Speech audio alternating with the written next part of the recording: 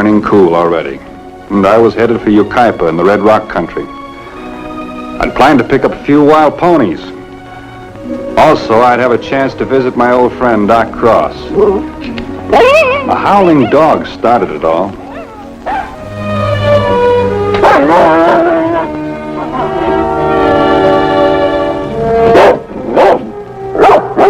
Anybody home?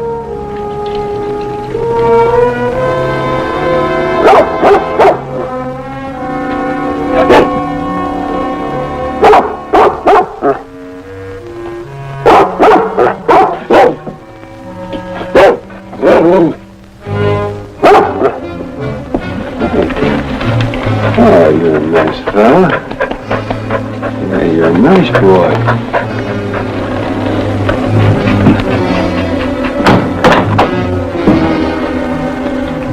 Anybody home?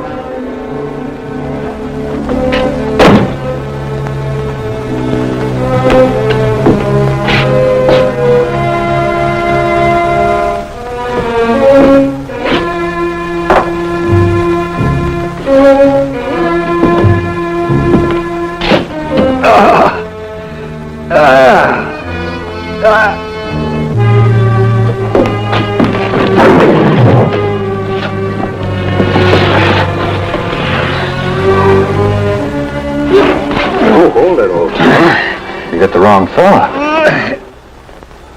Maybe I have. Sorry. Something about the bushwhack makes me kind of cranky. How did this happen to you? I was gored by a butterfly. Come on, I'll give you a hand. Take it easy.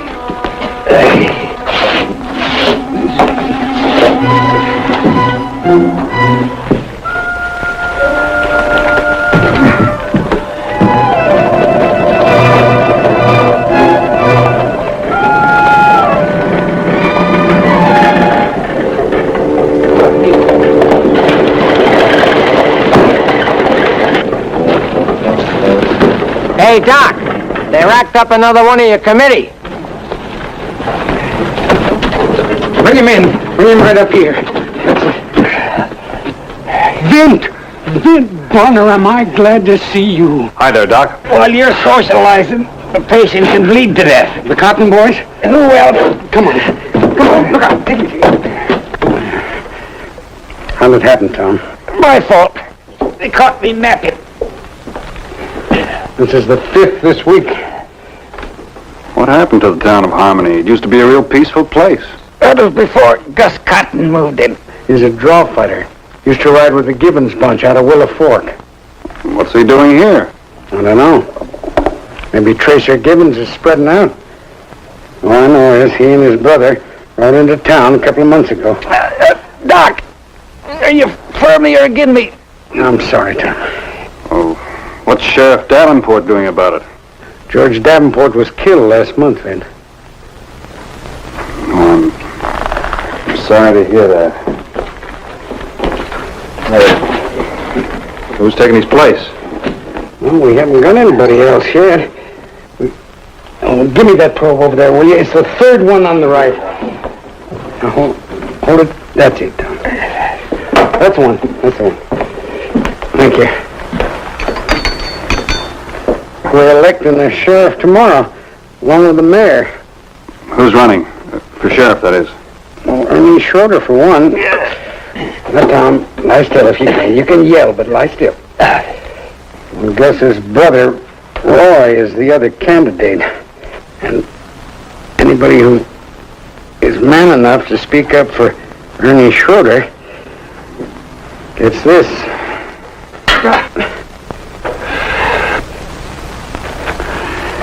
You've had your troubles, all right. How about giving us a hand with him? I mean, just until the storm blows over, huh? What? I had a group of people that are working for Ernie Schroeder. The Citizens Committee to Keep Harmony in Harmony. That's what we call it. How about it, Ben? Now, Doc, you know I'm not a resident. I can't vote. Yeah, but you carry an awful lot of influence. I mean, if you were to come to the rally tonight and sit up on the platform next to Ernie Schroeder, you'd sure swing a lot of votes. It's none of my business, and you know it. Yeah. I guess you're right. I mean, I just wouldn't feel right butting in. Yeah. You staying at the hotel? Oh, yeah. I'm going to stay around long enough to get a hot bath.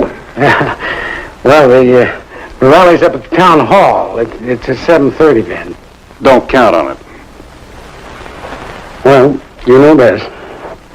You going to be all right? Oh, sure, he'll be all right. Well, I'll see you before I leave. Yeah.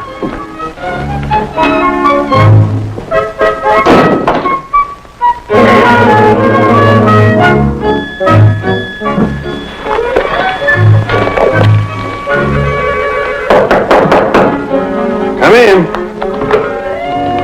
I'm not through yet. That's all?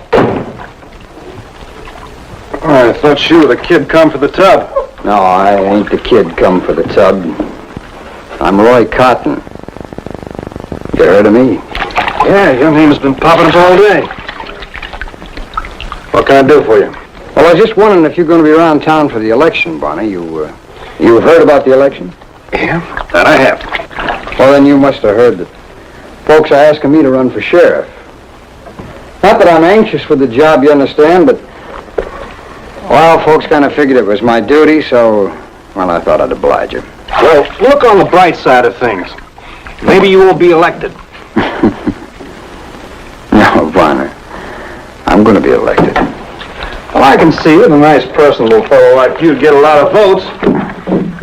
Hand me that brush over there, will you?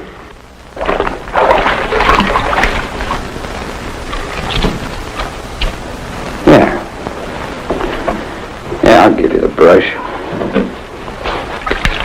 Why? I'll give you some good advice, too, Bonner. Saddle up right now. Well, now, Doc mentioned something about a rally he was having tonight. Kind of asked me to come. Bonner, you know, you go to that rally. You're just asking me and Gus to do something about you. Maybe I am.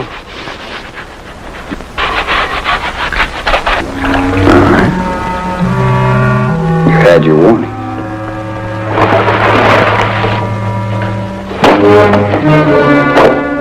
I'm not leaving town.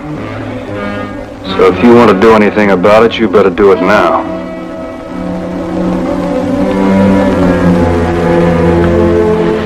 I don't want to shoot up no hotel room, Bonner. Room's paid for, in advance.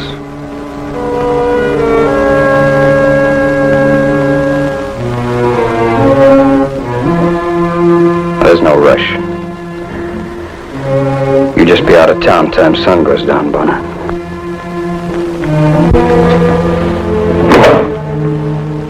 And I told Doc the same thing goes for him.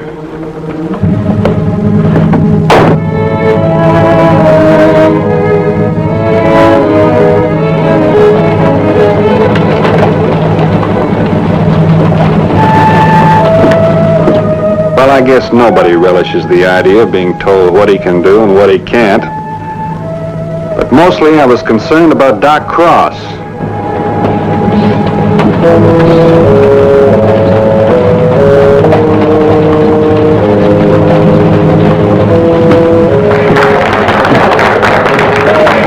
And so we come to our ticket.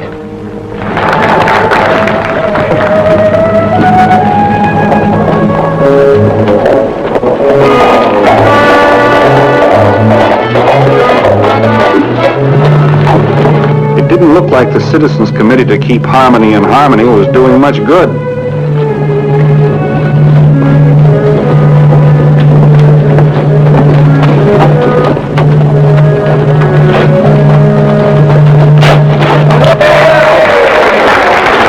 We got our candidate for mayor, our own good friend Cecil Potter. You all know Boke Spitzer. He's running for coroner. And now, last but not least, the man who's going to bring law and order back to Harmony, Ernie Schroeder.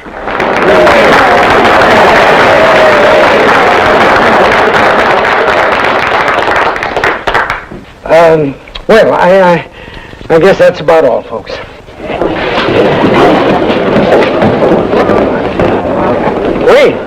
Wait a minute. I think we've got us a visitor. Yes, sirree. Vint Bonner. Come on up here, Vint. Vint Bonner. Come on. Doc, I just want to... You're upset. Come on, Vint. Come on. No, folks, in case you don't know it, this here is Vint Bonner.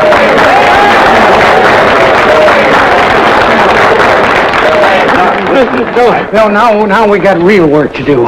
Because before polling time, I want every citizen in Harmony to know that Mr. Bonner here is on our side. Yes. If you only listen to me. Now, we've got to spread the news that any man can vote the way he likes. Now, there's going to be no bribery, no double voting, and no intimidation at the polls. And anybody that tries to make it otherwise will have to answer to the six-shooter.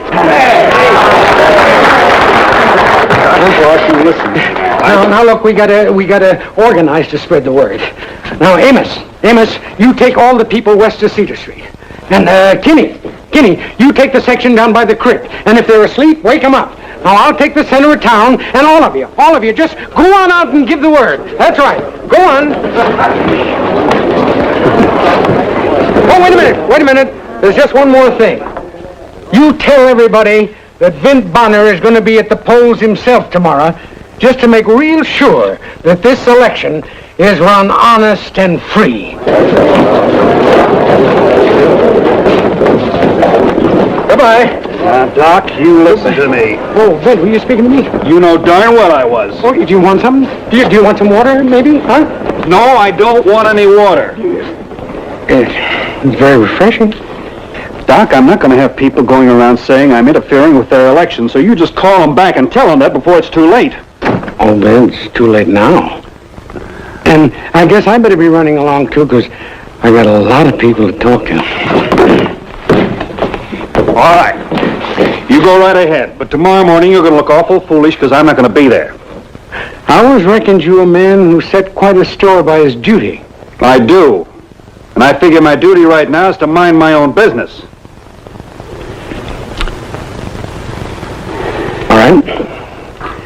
All right, I give up. You what? Well, there's no hard feelings, Vint. Every man's got to do what he feels is right.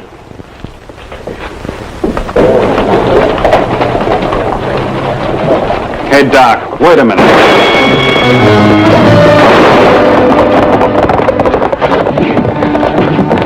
I think I winged one, Doc. You all right?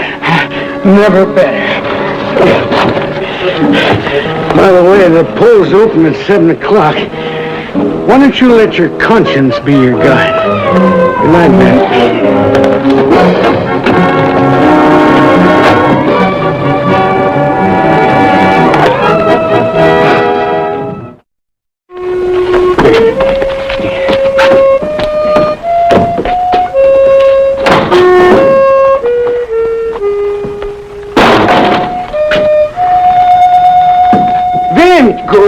Good for you, Vint. I knew you'd come down to oversee the voting. Well, I don't mind telling you I did some tossing and turning about it. Oh, well, if it's interfering you're worrying about, just forget it.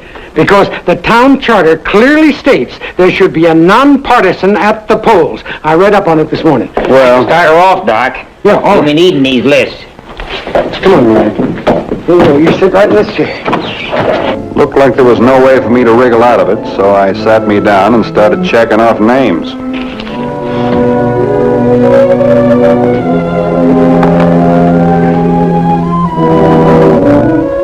Well, the voting went real smooth that morning. There was just one shooting. That turned out to be a flesh wound. Then about 11 o'clock,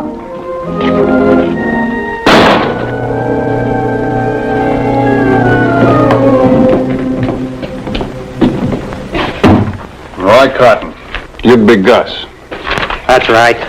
Why don't you boys just vote for Ernie Schroeder and make it unanimous? No electioneering at the polls, Doc. That goes for you, too. If he was to get it, no telling how long he'd last.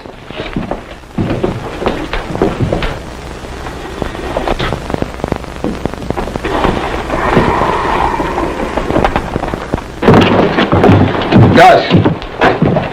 Gus, what do you think? You should have gunned him when you had a chance. Come on. Where to? Willow Fork. Tracer Gibbons? You know anyone better?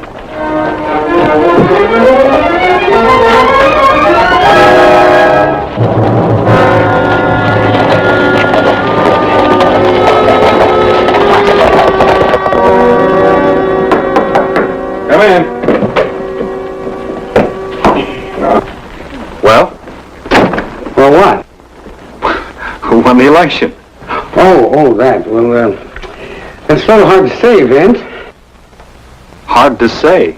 Well, I mean, we had to have a complete recount. We just couldn't believe our first totals. As a matter of fact... Look, did Ernie win or didn't he? No, Vince, he didn't win. Well, that's too bad. It could have been worse. You mean it was a close vote? Well, I don't think we could call it exactly close. Do you, Tom? Not exactly. Well, what are the figures? Well, in the race for sheriff, that's the one we consider the most important. Yeah. Ernie Schroeder only got 7 votes. 7? Is that all? Yep, that was his total. We made certain. And Roy Cotton got 33. Oh, that's too bad, Doc. I'm sorry. I really am. But if the people elected him sheriff, maybe they deserve him. Well, there's no other way to think about it. Wait a minute. If Ernie got 7 votes and Cotton got 33, that's only 40 votes. There must have been twice that many cast. 101 in all. Well, that leaves 60 ballots that are not accounted for. 61 to be exact, and that's how many you got. Huh? Vint, it gives me great honor to announce you've been elected Sheriff of Harmony by a landslide. You're joshing, aren't you, Doc? Sure, you're joshing. No, sir. Well, but that's impossible. That couldn't happen. Vint, the people have chosen. Now, Vint, there's a little rust on the points of this badge, but some polishing will take care of that. Doc, if you had anything to do with this, I swear... No. It was spontaneous, Vint. Absolutely spontaneous. Fine. I've got me a spontaneous notion, too. What's that? I resign. Oh, well, now, Vint, that's going to be a little bit of a problem. Because, see, you have to resign to the mayor. And we haven't got a mayor yet. Not until we swear you in. Oh, that just shows how confused you are, Doc. You said I was elected sheriff, remember? Seems like folks just got the habit of writing your name in.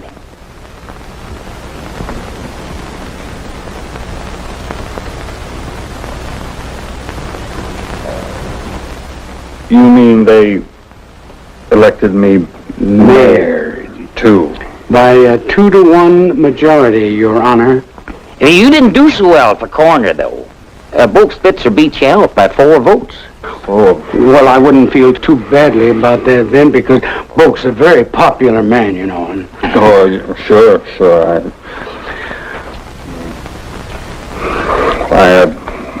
I appreciate the honor.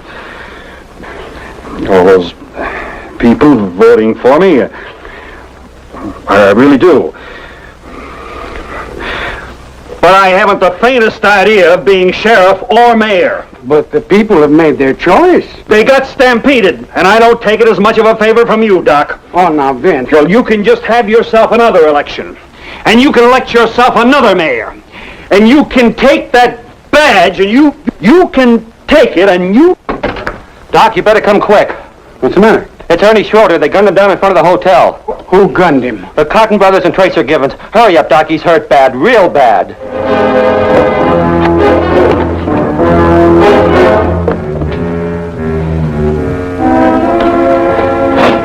Vince, I'm going to have to leave him in this room for a while. It's all right, Doc. Who is it? It's Vince Bonner. Now, take it easy. Listen, Dent. What is it? They're in the saloon.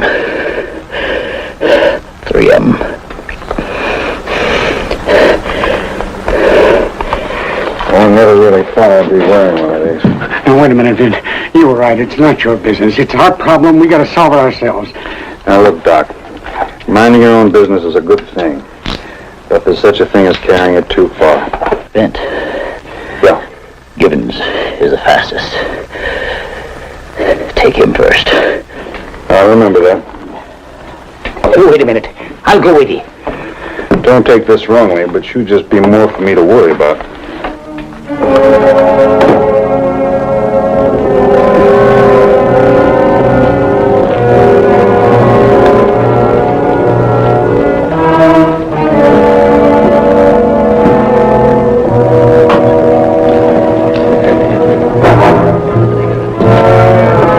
So she turned me. Mind you, she was all at 200 pounds.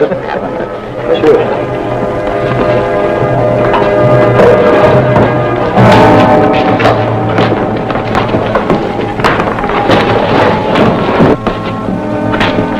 Come in. Come in.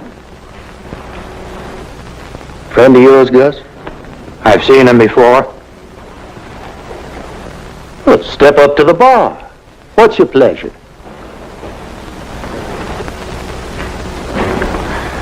This isn't a pleasure trip, Gibbons. Well, just what kind of a trip would you say it was? Official? It's an official trip. I've come to put you under arrest. Well, now that's interesting. Just how do you plan to go about it?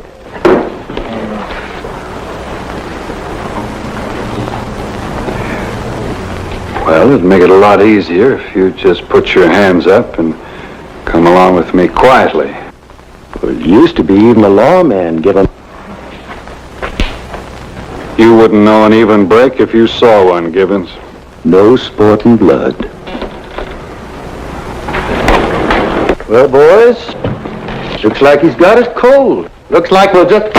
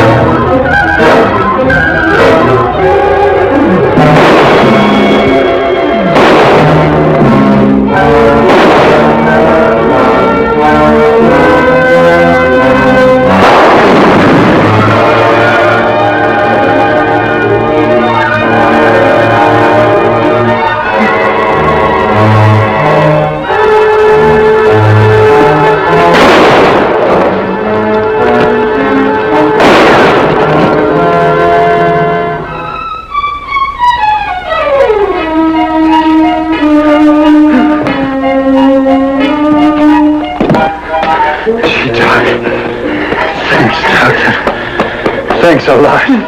I had better take this. Hey, Doc. Doc, it's all over. Doc, it's all right. Cease Potter had already been installed as mayor, and Ernie Schroeder was mending so fast there wouldn't be any time at all until he was ready to take over the sheriff's job. So the doc was happy. It looked like harmony had really come to Harmony. Anyway, for a little while.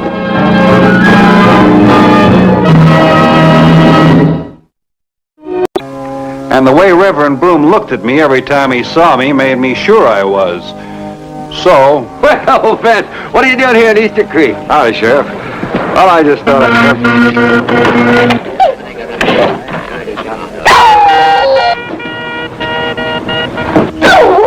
I can't go on. I simply can't. It just won't play anymore. Oh, no, Elvira. Heaven knows I have tried. I have done my best, but it's just plain worn out. You can't expect the thing to last forever. No, of course not. How do you think I feel every Sunday morning? All those sour notes and the wheezing and the whining. Folks are beginning to say it's me. They're saying Elvira Peoples playing sounds just like a cat being skinned. All right now, folks, give me your attention, please. Oh, get out of my way. Give me your attention, please. All right, now, quiet down now. Quiet down now. It appears that matters have come to a serious crisis. It's bad enough for Easter Creek not to have a church, but to be without an organ and an organist, well, that's a disgrace. It's a positive disgrace. So I propose that we take steps to purchase an immediate replacement. Oh, Sheriff Abner, would you step up here a minute, please? Oh, I've been afraid of this. You better come with me, Ben. Now, Sheriff, as treasurer of our community fund, you can take charge of finding out where we can get a new organ. Well, where's the money coming from? Well, now, I've given that matter careful thought, Sheriff, and there's only one solution. We'll just have to borrow from the building fund. That's true, Sheriff. This is an emergency. Now, what are you going to do about it? Now, just a minute, Miss Fickett. And you too, Reverend Broom. Just how much money do you think we've got in the building fund? Well, we must have at least $100. We've been putting aside money for 2 years now. We've got $42.12. $42? And that includes the $3.65 we got from the Cake Bazaar a month ago. Are you sure that's all we've got? That's all we've got. Church over at Whitfield bought a new organ last Christmas. They're willing to sell us their old one. Second-hand, of course, but it's still in good repair, and they're only asking $95 for it. $95? We're over $50 short. We'll never raise that much by Easter. Let us not despair, Miss Fickett. Sometimes Providence can take care of a situation like this. Mr. Bonner, would you step over here a minute, please? Come on, Ben. Come on. Now, Mr. Bonner, I know you're not a regular member of our congregation, and you've only been in our midst a little while. Well, I'll be glad to help you out, Reverend Broom, but I'm afraid any donation I'll give you will be just a drop in the bucket. Well, donation wasn't exactly what I had in mind. Oh? No, I think you'd be of a greater service in another fashion.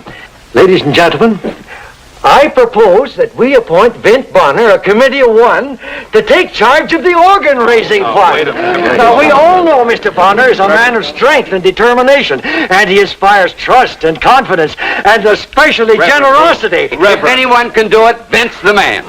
Now, wait a second. Well, now, you've got to think positively, Mr. Bonner, and your approach will be 100% effective. And just to show you how easy it's going to be for you, we'll start out by taking up a collection right now. Sheriff Abner, will you pass the hat, please? Reverend, you come back here. All right, now, folks, dig down deep. This is a wonderful thing Mr. Bonner is doing for us. And this is our chance to show him how much we appreciate it. Reverend, when you listen... Sheriff! Now, hold on, Vint, hold on. You got to see my side of it. Now, all I had to do, you're going to say, is speak up for you. Well, the job you've had for only 2 days, I've had for over 2 years now. I just couldn't stand it any longer. All right, go on. Call me a coward if you want to. Well, I am. Vint, I'd rather face up to a couple of honest cattle rustlers or a decent horse thief than that Miss Fickett, or any of the other ladies around the town when it comes to collecting money. Seems like whenever anybody talks about giving, they always mean somebody else should do it. Yeah. Well, I guess I see your point. You collect anything? $11, that's what I got up to now. Oh, Vint, that's wonderful. $11. Well, it'd take us at least a month to get that much. Well, within a week, you'll have the $50 for sure. What do you mean in a week I'll have the $50? I've already talked to everybody in town. Huh? Well, you don't think this is any New York or Chicago or something, do you? There's only 70, 80 families around here. Of course, there's 100 dogs. I could go out to talk to them if you think it's right. All right, calm down, Vint. Simmer down. I just slipped my mind for a minute. Yeah. How'd you do with the church collection? We got $1.44 in cash, 3 buttons, $500 bill. $500? Confederate. What skunk would...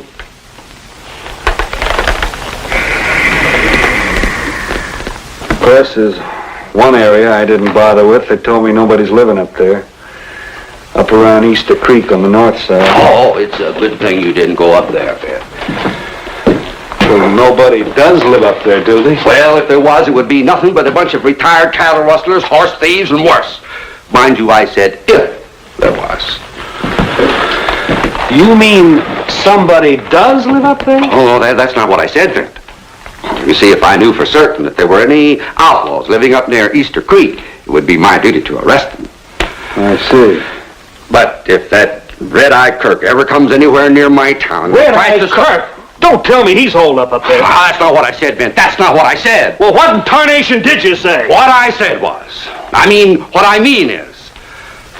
Well, they do say there's a fellow resembles Red-Eye Kirk, has a place up in that section. Oh, just a resemblance, you understand? A lot of men look like other fellows, you know. Sure they do. I see. Up on the north side. Now, just a minute. Just a darn minute. What in tarnation do you want to go up there and let a fellow like Red-Eye Kirk kill you for? You mean a fellow who looks like Red-Eye Kirk, if he lives up there? No, I mean, well, whoever he is, what in tarnation has he got to do about raising money for a new organ? I don't know. But I'm not going to leave any stone unturned. I'll see you later, Sheriff. Goodbye, Vint.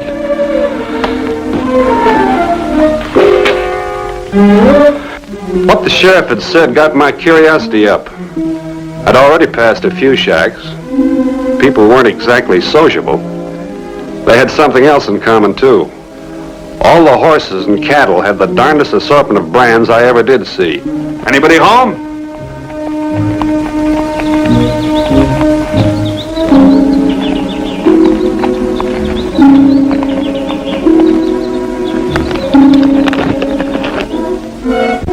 Anybody home? Don't move, or I'll put a hole where your collar button ought to be. Now you turn around slow and let me take a look at you.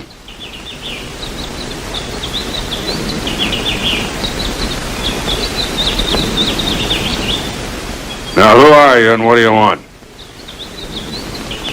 I'm looking for Red-Eye Kirk. There ain't nobody here by that name. Maybe you'll do then. Huh? My name is Bonner, Vint Bonner. Bonner. Yeah, well, take it easy with that gun, will you? Now get him up. Now keep him up real high. Oh, sure. This high enough? Now you stand real still and don't you move at all.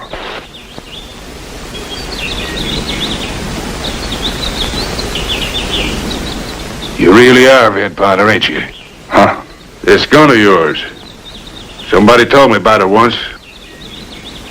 Now you answer my question. What do you want? Well, the fact is, what is your name? Jones. Bill Jones. Well, Mr. Jones, I've been given the job of collecting some money. Huh? You see, the folks down at Easter Creek need a new church organ, and that's what I'm collecting for. What? Well, it wasn't my idea. Reverend Broom kind of stampeded me into the job, and, put it plain, I just never had a chance. You mean you're out here talking to me, trying to raise money so you could buy a church organ? That's it.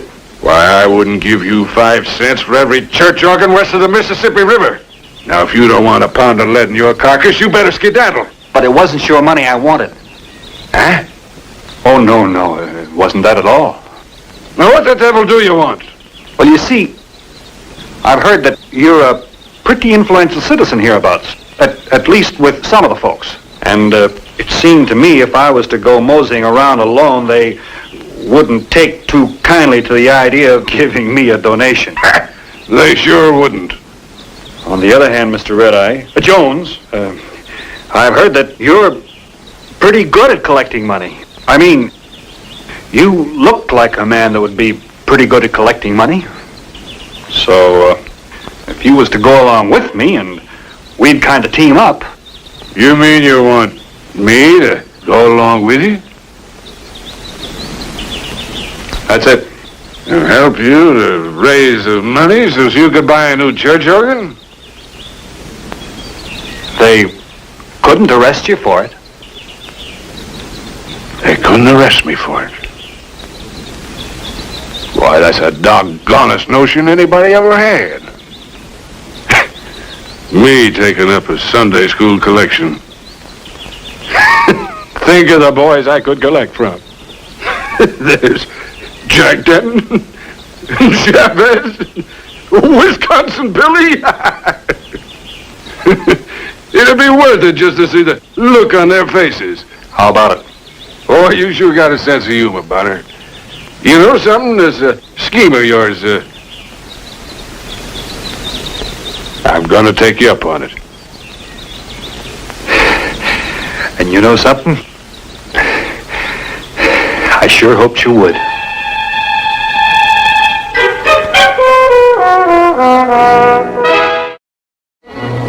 Here we are.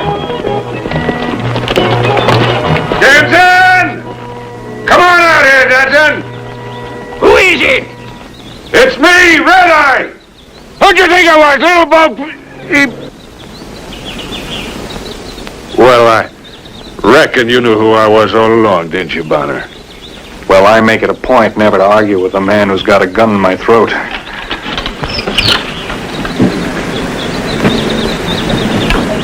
Oh, howdy, Red-Eye. What can I do for you? Who's that fellow with you? Why, this here's Vint Bonner. Bonner! Come on out and be neighborly. I never thought I'd live to see you riding with a lawman. Well, I'm not a lawman.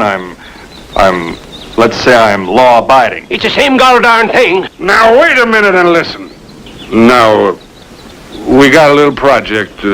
Explain it to him, Bonner. Well, let's put it this way. I'm collecting money for a new organ for Reverend Broom's church. What? That's right, Jack. Yeah. Sounded like you said you wanted money for a new organ. I must be getting deep. We ain't got all day. How much we need? Well, let's see, 42 and the dollar, about $43. Well, what you waiting for? Sure, Red-Eye, sure. Let me look in my purse here. Yeah. 3 $20 gold pieces. I ain't so good at counting, but is that all right? Well, that's fine, but you didn't have to give the whole thing. Was there anything else, Red-Eye? No, I reckon that's all. Come on, Bonner, let's go.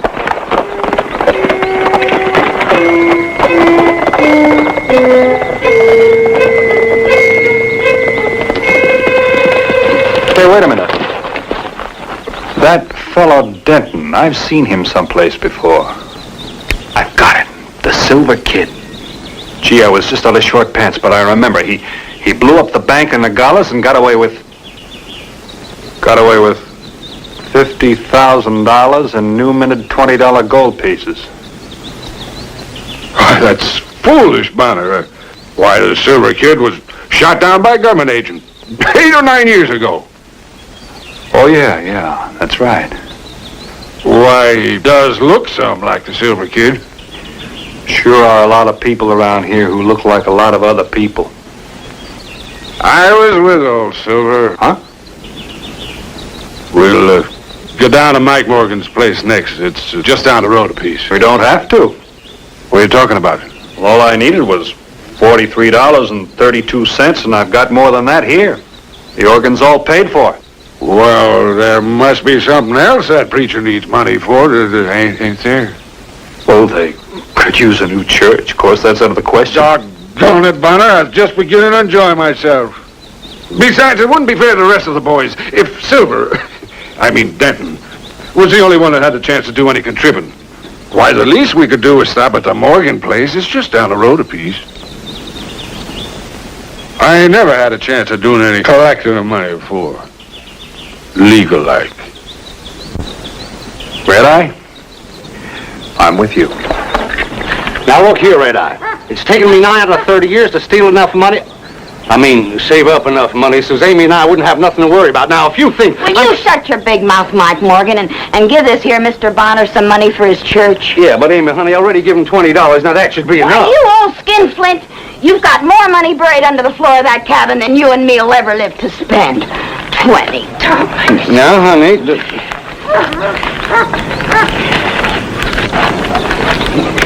Now, Mr. Bonner, you just take that back to your church, and I'll take care of this worthless old thief. Well, thank you, ma'am. Mr. Bonner, could I talk to you for a moment, private-like? Yes, ma'am.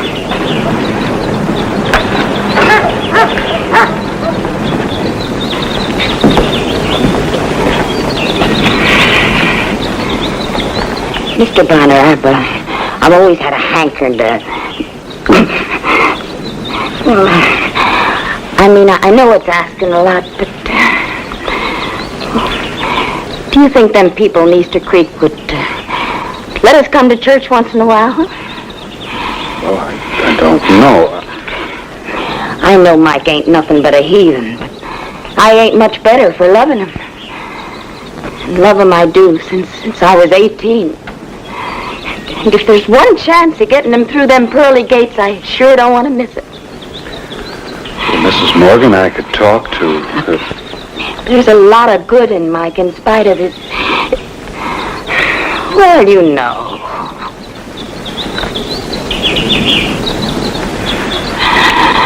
I'll talk to Reverend Broom and I'll see what I can do. Thanks, Mr. Bonner. Now, Mike Morgan, stop sniveling about that money and get inside and fix that stove. You said you were going to do it over a week ago. All right, honey.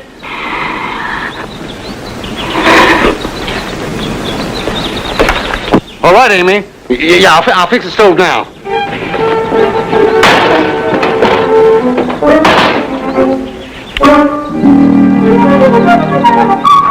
We made quite a few more stops, and I never in my life met such an enthusiastic collector as Red Eye turned out to be.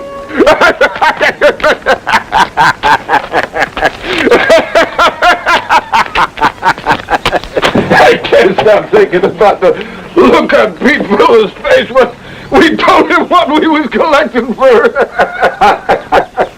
He tripped over his shotgun and nearly blew himself over the barn. That was a close one.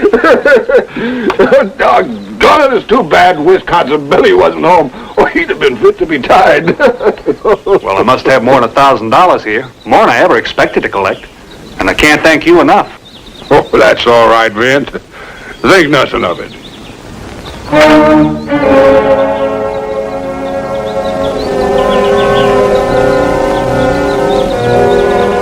More fun than I've had in years.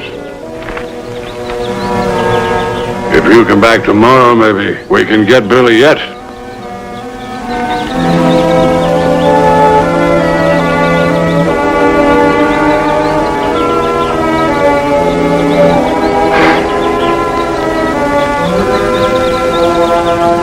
Well, like I said, it's more than I ever expected. Thanks again.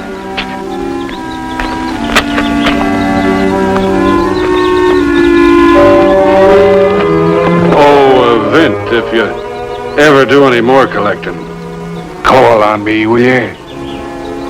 I won't forget you, Red Eye. It was getting late, and I was kind of anxious to get back to Easter Creek. After all, I did have over $1,000 in that saddlebag I was carrying. I wouldn't like to be in this section after nightfall with that kind of money.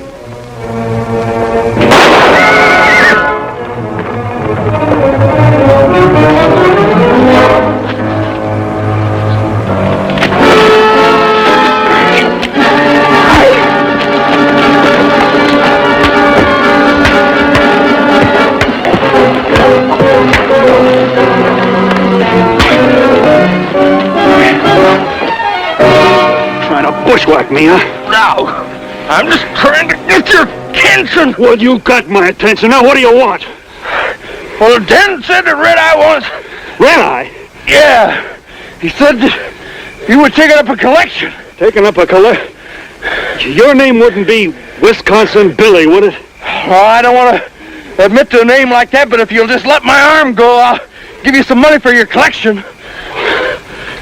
Well, what in tarnation are you fighting for? I ain't had much chance to fight since I've been retired. I'd just like to fight. You like to fight.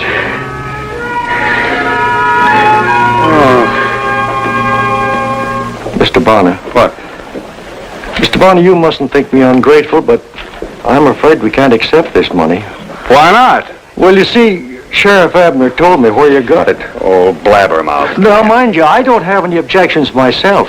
I think that if help is offered, it should be accepted regardless of the source. But my congregation, well, they aren't quite so broad-minded. And this idea of allowing Mr. Red-Eye Kirk and those other outlaws to donate... Now, Reverend, I talked to your sheriff, and he told me there weren't any outlaws up that way. And from what I saw, if there were, mind you, I said if there were, they'd all be retired.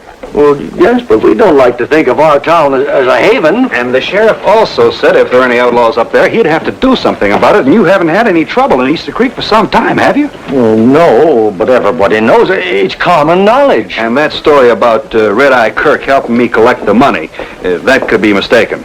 Well, maybe, but you were seen riding along with... Well, it looked like Red-Eye. Reverend Broom, I know from experience, a lot of people look like a lot of other people. That's just coincidence.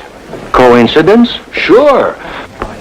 Didn't Sheriff Abner ever tell you about that fellow up on Deer Mountain that looks exactly like Red-Eye Kirk? Oh, no, Mr. Bonner. And if there were some fellas up there who might have gone a little bit beyond the law, well, to accuse them of being criminals will stir up a lot of trouble. So, Sheriff Abner's your duly elected sheriff, and he says they're all right, and goodbye, Reverend.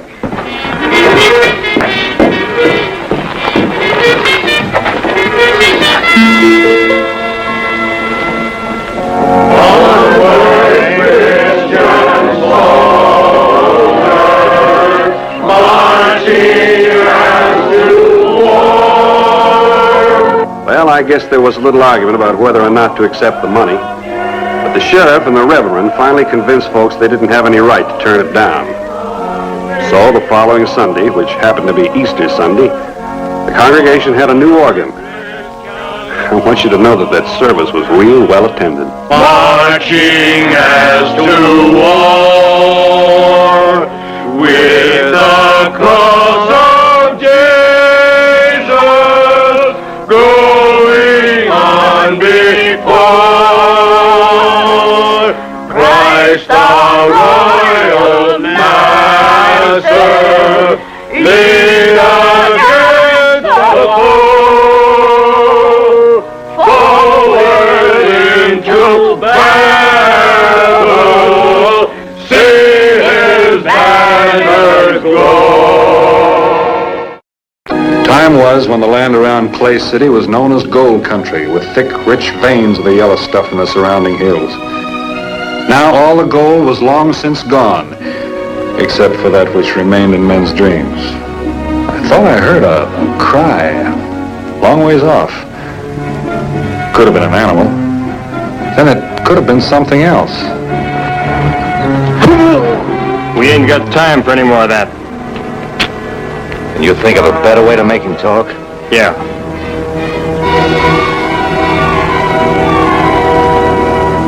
One sure way. Now listen to me, old man, because I'm only going to ask you this one more time. You can still hear, can't you?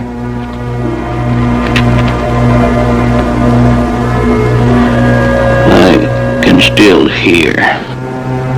That's good. Because maybe now you can stay alive.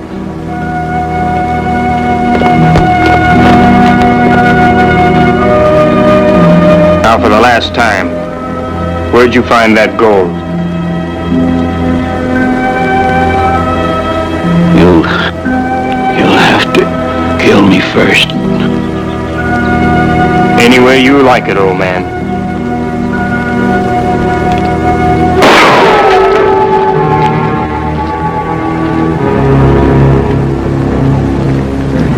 Red, Father. Drop the gun, easy. The next one goes right between your eyes.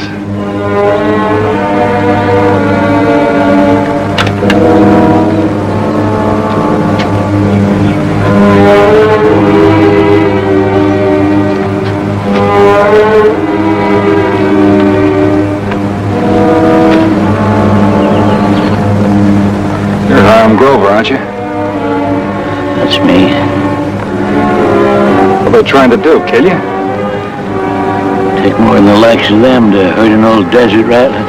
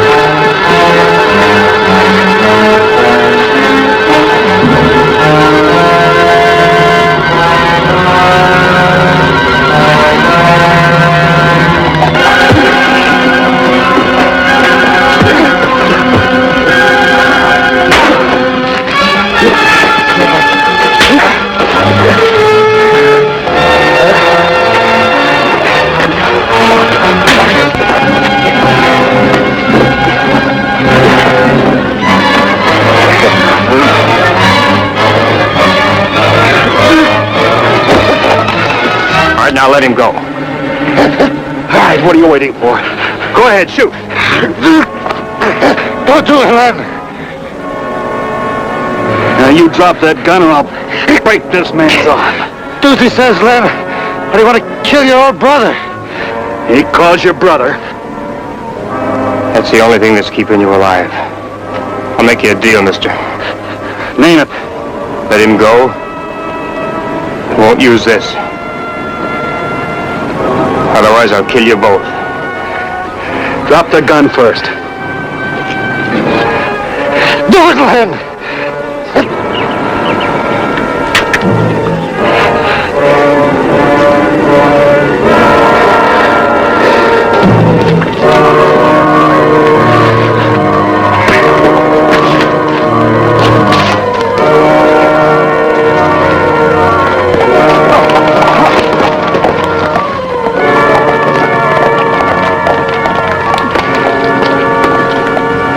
Give you a hand, Hiram? I don't need no help. They sure worked you over. Why? Why? They're after the gold. Want to steal my claim. Gold claim? What are you talking about? Here. Loaded with the yellow stuff. I'll show you. The best ore I've seen in 40 years of looking. Yes, sir. Ore that'll make a man's eyes pop right out of his head. You mean rock, don't you, Hiram? No, I don't mean no such darn thing. I mean ore. Now, look, old-timer, everybody knows that these hills were cleaned out over 20 years... No, wait a minute. That ain't so. It ain't played out. It's just harder to find. Well, maybe you found something, but you sure... Gold? I say it's gold. If this here yellow stuff I've got here don't assay out over $1,000, I'll eat mule steak on Sunday. $1,000? Yes, and that ain't all. I'll just bet that this vein I found will deliver more gold in 1 year than all they ever took out of California. All right, Hiram. Yeah, all right. Yeah. If anybody deserves getting a strike, you do. You've been looking longer than anybody I know. Yeah. 45 years, Bent. Yeah. 45 years come winter. I told them people in Clay City that there was still gold in them there mountains. I could smell it. Would they believe me? No. They said old Hiram was touched. That his brains was rattling from too much sun. Well, they'll start braying a different song now. Fools. You think that I don't know gold when I see it? Well, anyone can make a mistake, even an old-timer. It ain't no mistake, you young fool. This is the real thing. All right, Hiram. All right. You need any help getting to Clay City? No, I know more shortcuts than you do. I'll be into town before you're into bed. Yes, and you can tell them people in Clay City that Hiram Grover struck it rich. I'll tell them. And see what they say about that. I'll tell them. Yeah, you just tell them. Even if I'd felt like telling anyone, I knew no one would believe it. Not any more than I believed it myself. Anyway, the sun was going down when I got to Clay City.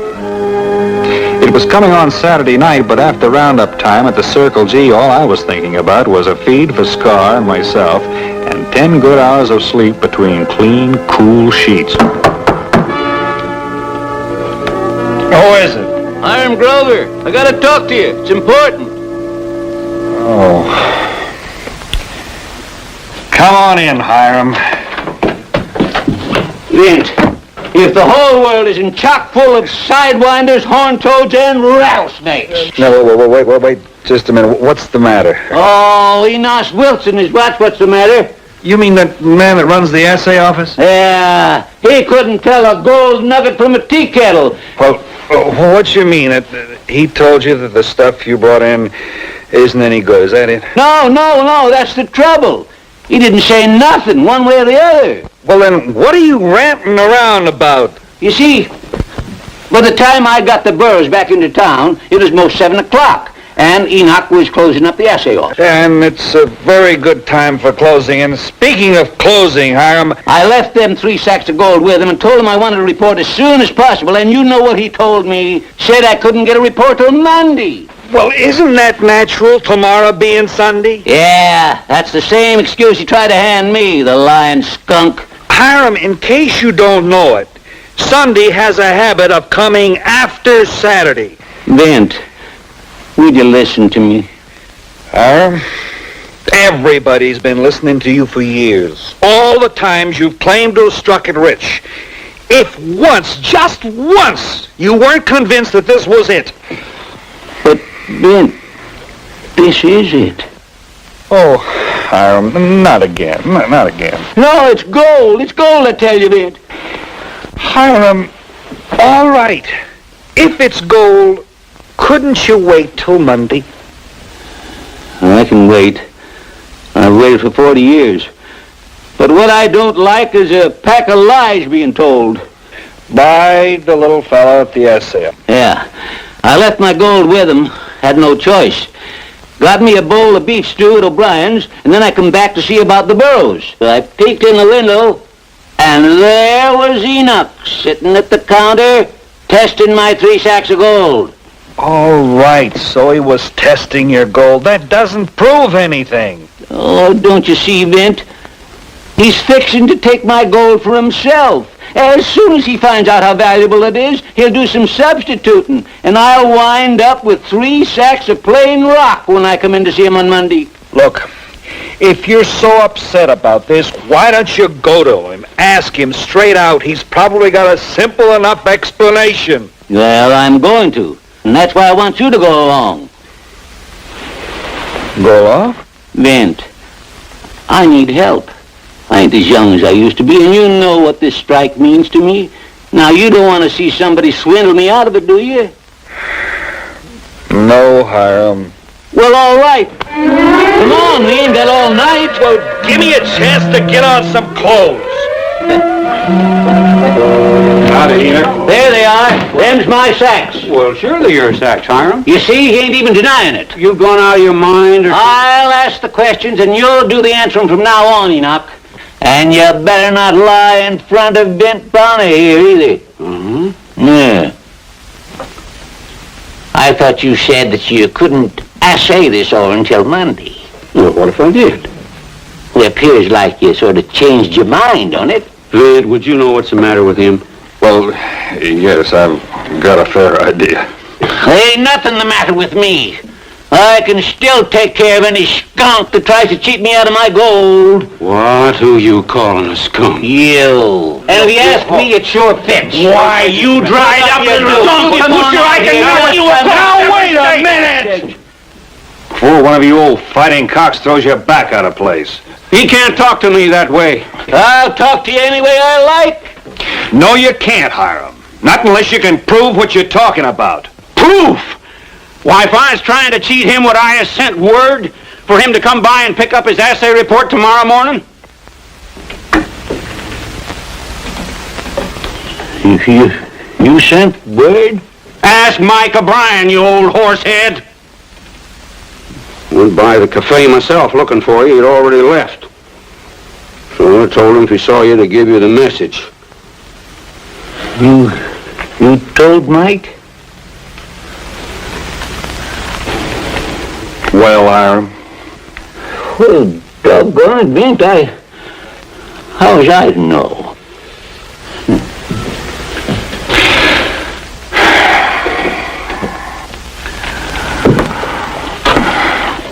well, Enoch, I guess he's sorry. Oh, What did change your mind? Why did you decide to make your essay tonight instead of Monday? he's been bringing me samples to assay for more years than I can remember. Usually it's low-grade stuff, too thin with weight and hardness to even bother about. A little better than fool's gold. But this time he seemed more anxious than usual. And then, too, this is definitely more promising. So I figured I'd just get right at it instead of waiting till Monday morning. Enoch,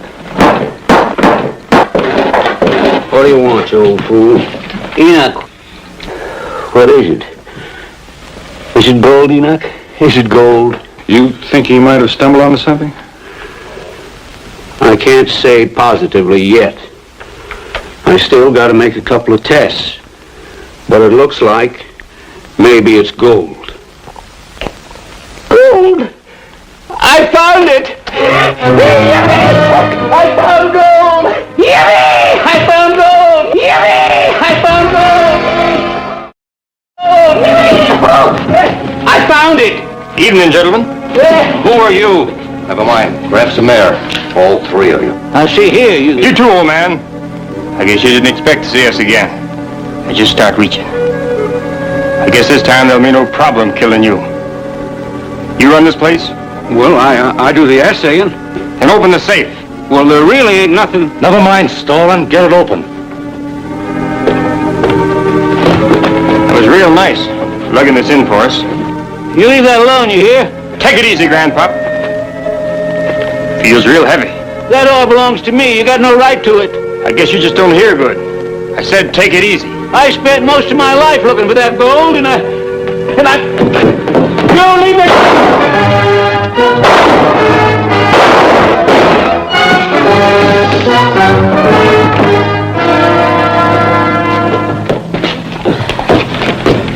Hiram, let me see. You saved my gold, Bent. We better get him to a doctor quick. Doc Nibble's house is in the next block. We'll take him there. Grab hold. How is it, Doctor? Well, it's too early to tell anything yet. I got the bullet out, but he still isn't out of the woods. See what you mean.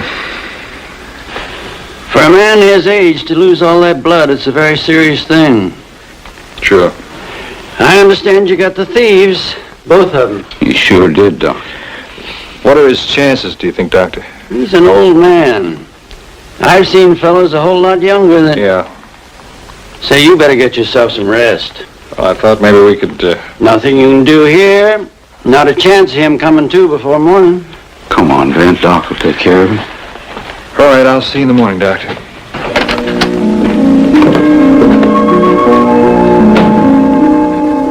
I guess I didn't know how tired a man could get. Anyway, I slept till after 10 the next morning. Or maybe it was because I just didn't like the thought of going to Doc's to find out how Hiram was. I started to head for Doc's anyway. Then I passed the assay office, and though it was Sunday, I saw Enoch in there. Howdy, Vin. Morning, Enoch. Well, I see you got the place all straightened up. Oh, yeah, Sheriff Jay and his deputy took care of that. I was, I just came back from seeing Hiram. Oh. Is he... No, but sure don't look good. It's kind of sad. Just when he seems to have found what he's been looking for all his life. You know, I couldn't sleep last night after all that fracas, and so I came back here and I finished up all the work on Hiram's samples. This it? Yeah.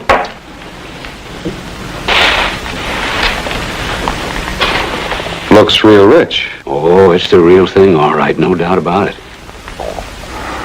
So the old goat was right. If there's any more ore as rich as this in those mountains, we'll have a full-scale gold rush right here in Clay City. Well, Hiram ought to know about it. Oh, he knows it. He does? Well, I told you that I couldn't sleep. So after I finished up the essay early this morning, I went right back over to Doc's. Well, I thought that Hiram would want to know before... That was mighty thoughtful of you, Enoch. It wasn't nothing. I just couldn't sleep, that's all. Oh, Doc says he's got a good, strong constitution for a man of his age. Why, he just hasn't got any fight left in him. You know, Vent, he just doesn't care whether he lives or dies. Well, you had a hard night, Enoch. You probably all took it out, too. Oh, no, Vent. You see, Doc couldn't understand it either. He thought if there was anything that would make Hiram want to live, it would be knowing he'd struck it rich. You'd think so, after he spent most of his life grubbing around those mountains. Well, the only way we can explain it is that Hiram just don't believe me. Maybe he thinks I'm lying to him because he's so bad off.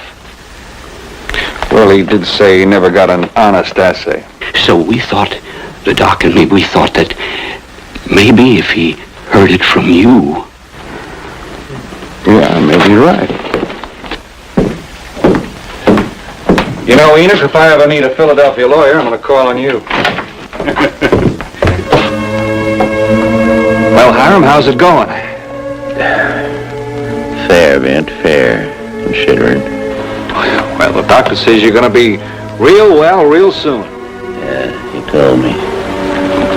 But you know, the doctor can't do it all by himself. You've got to give him some help. It don't matter. Don't matter at all. Now, what are you talking about? I figured you'd be jumping up and down in bed, just raring to get going as soon as you heard the news. You mean about the gold?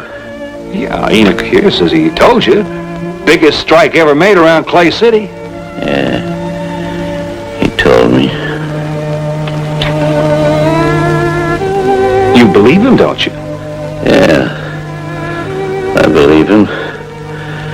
I knew it was real stuff first time I found it.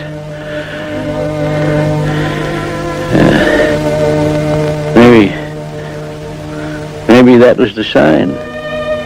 The sign? Yeah, Vent. My life's over. 45 years I looked for that yellow stuff. And now that I've found it, it don't leave no reason to keep on looking. No reason at all. Oh, after all those years, I'm tired, Vent. Awful tired. But Hiram, you're going to be a rich man, a very rich man. Oh, you think that's why I was hunting for gold? Because it'd make me rich?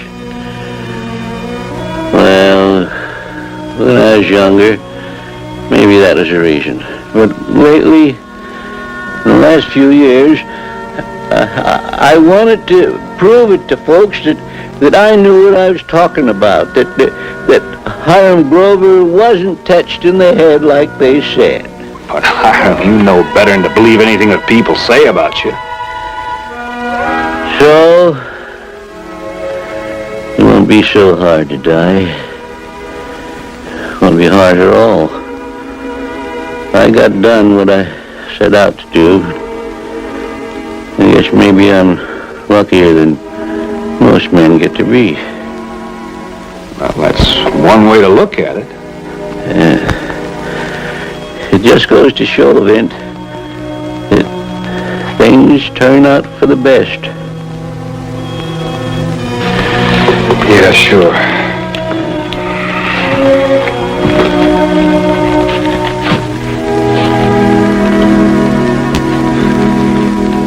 Well, I guess Enoch here did the right thing.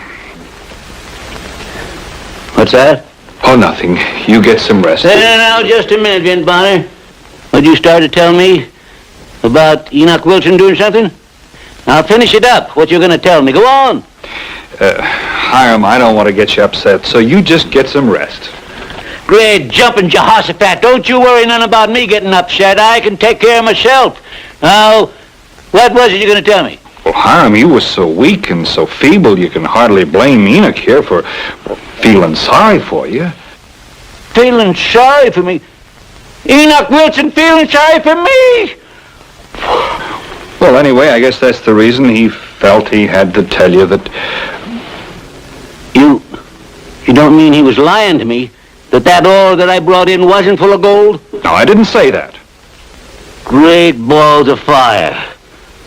Why, you low-down skunk. Of all the low-down double-crossing... You're a sick man, and you better get... Sick man, am I? I'll show you how sick I am. So, it wasn't true, huh, about my strike? Now, Hiram, a man in your condition... My condition, Oh, they thought I was going to die. And then they were all going to have a laugh on me, huh? Well, I just ain't going to be that obliging. No, sir. I'm going to get well if it kills me. I'll do it in spite of people and tell me about these things. And I'll find gold. Yes, sir, I'll go out and find it in them there mountains where I said I'd find it. Yes. You're going to soft-soap me into kicking the bucket. Hey, Doc, come here. Oh! Looks like your patient made a miraculous recovery. You just tell them, Bint, that if they're thinking anything like that, they'd better start thinking... Oh, drat it.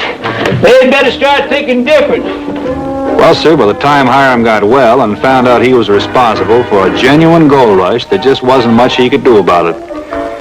Then the way the money poured in, faster than Hiram could spend it, no matter how hard he tried. Sure went in for some fly-by-night schemes, though. Like organizing a prospecting expedition to go to Alaska, someplace called the Klondike. Now, who'd ever find gold in a place like that?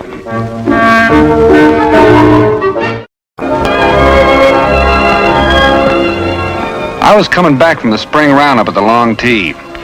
40 days with the sound of stray calves bleating for their maws and their same maws bawling and bellowing back. Nights of using your back for a mattress and your belly for a blanket and nothing but chuck wagon grub. I was headed for San Simon where Laura and Newt Bascom had promised me a civilized meal when I got back. Fried chicken, fresh vegetables, chokeberry pie with meringue. You know, I was beginning to feel kind of desperate to get there. Howdy, Miss Bascom. Can I be of any help? Well, look who we got here. Sure is good to see you, Vin. Good to see you, too. Still trying to make things grow, I see. Still at it. Doesn't look like the roundup took anything out of you. Well, it didn't put anything back into me either. Don't tell me you forgot. You said fried chicken and all the fixins, remember?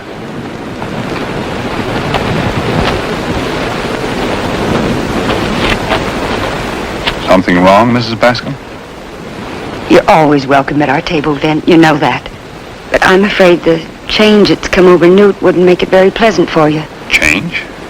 He's not the same man. What happened to him? Paul, our son, went to Silver City on some business for his father. A month ago. He was killed in the streets by a brawling cowboy on a spree. It was an accident. A stray bullet. I wish I knew what to say, ma'am. Out here, you've struggled to make something take roots and grow. The land's against you. It's wind and drought, floods. But worst of all, I think, is the evil men do. So maybe when you're in San Simon again, Vint, you'll drop by. Next time, Vint, Lord willing, he'll be himself by then. He's the only law we got hereabouts. No sheriff, no judge. Just knowing that should be medicine enough for a man like him.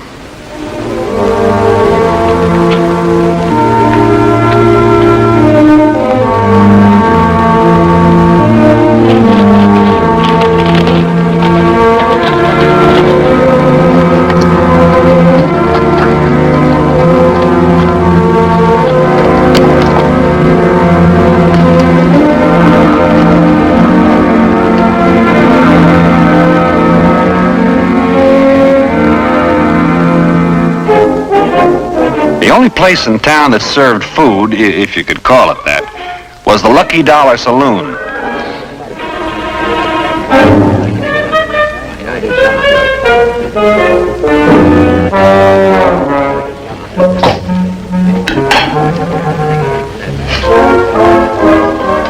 That steak was pure discouraging, and the coffee was almost killing. That was a good one. Come on, give us another one, will you? Come on, Dad. We know that firewood. Wait a minute. What's the matter with you, boy? Don't you know how to laugh?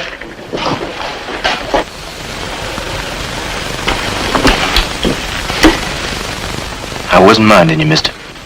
Well, maybe it's about time you did. Now, come on, let me hear you laugh.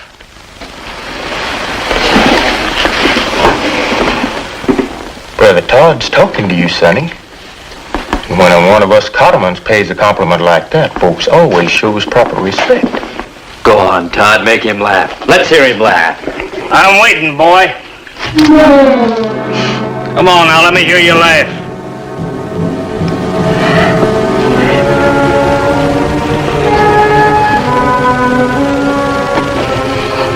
Mister, the biggest joke in this place is you. You're a real clown.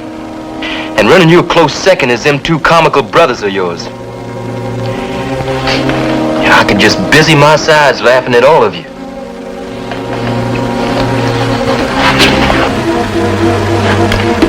But I'm not horning for trouble.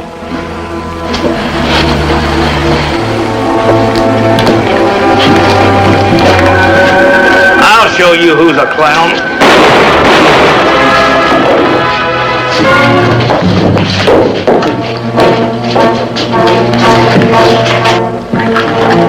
Hold it, Ben.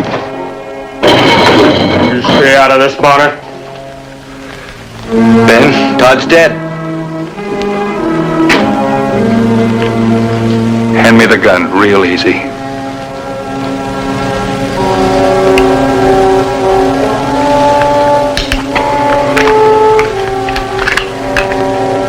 He asked for it. That ain't the way I look at it. Me neither. We'll get that kid. We'll run him down. Sooner or later, we're gonna find him. Maybe so, but right now we're going over to Newt Bascom's. That law wrangler ain't no marshal. He's got nothing to say about it. Do as I say. Move along. Anything I can do, Ben? I'm beholden to you, Adam. We'll see. All right, I'm ready. Let's go. I want to get this over with fast. Because me and Cyril got things to do.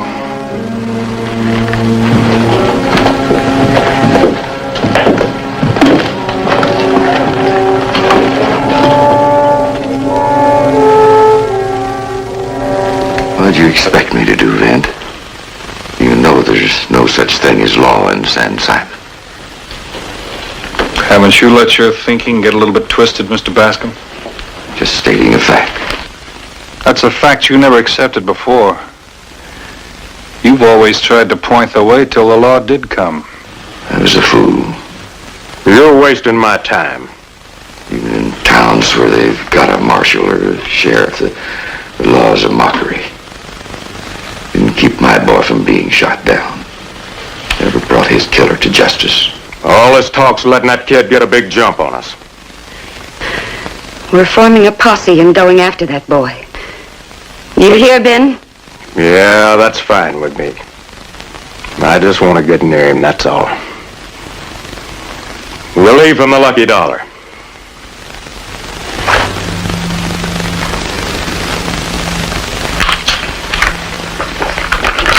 Just don't take too long about it.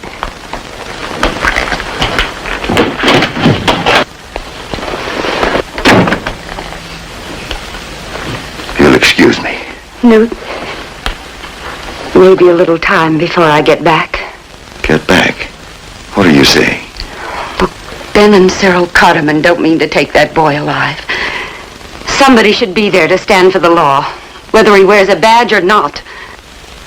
Well, Laura, I'm going with the posse. you're shaming me into going. Is that it? I'm doing what I think is best. The way you thought once. You're letting a young saddle tramp come between us. Someone you never even saw. You know that if you go, I'll have to go. I'm sorry, Newt.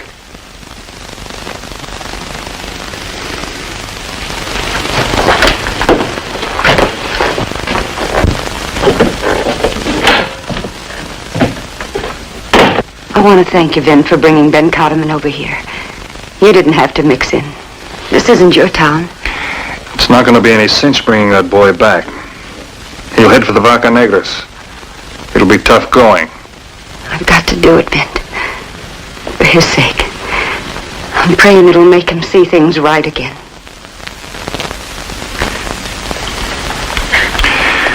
I'll get the horses ready. We'll be ready when you are. We? I don't have a town, ma'am. And maybe that's all wrong. Maybe everyone should have a place they'd like to see take root and grow right.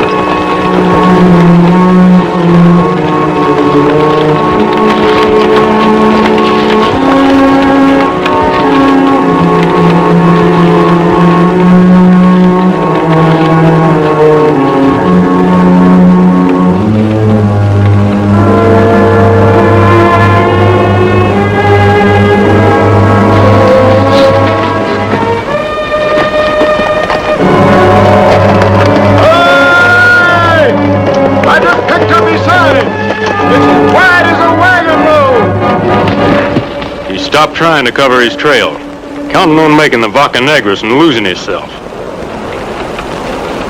Young fool, probably never even stopped for water. Idiot.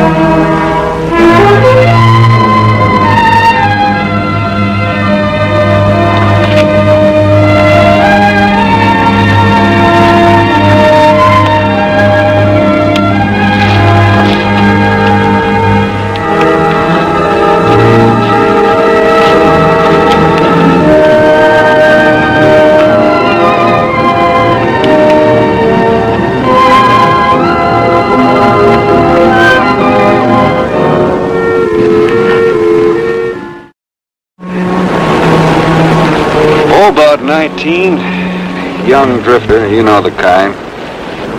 Mostly nameless. Nameless? Yeah, they call themselves Curly or Sandy, maybe Slim. Get their education in bunkhouse brawls and barroom fights. And they think they have to use their gun just to stay alive. Ain't you trying awful hard to make him sound like an altar boy, Bonner? All I know is he did all he could not to be pushed into a shootout. Looks snake mean to me. I sure hope I'm right. What made you so bloodthirsty, Sam? You got me all wrong, Bonner. Only, I'm a peaceful soul. Truly, here doing my citizen's duty just like you. And freely, wouldn't be no fun hunting a rabbity boy. No spice in it.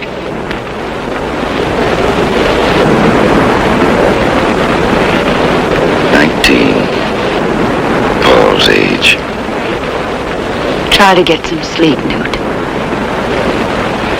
Yeah, let's all get some sleep.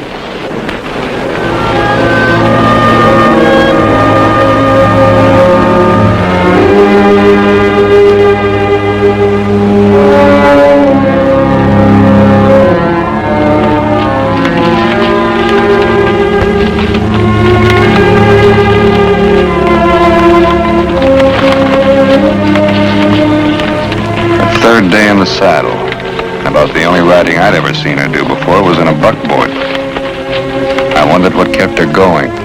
Newt Bascom must have been wondering about her, too. Wondering how he could live with a woman for 25 years and not know how strong she could be. You sure that boy's worth all this? Suppose somebody asked that about our son. When he was all alone in Silver City and got caught up in something he couldn't help and then had to run. Laura, maybe you were right in shaming me into coming along. Ben Carterman wasn't wondering about a thing. He was just like an animal close to the kill.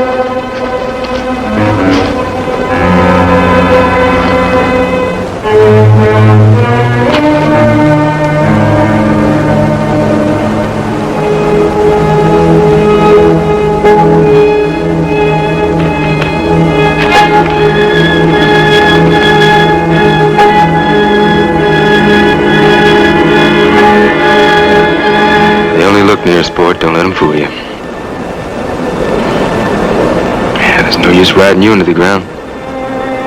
You aren't the one that had words with that loudmouth?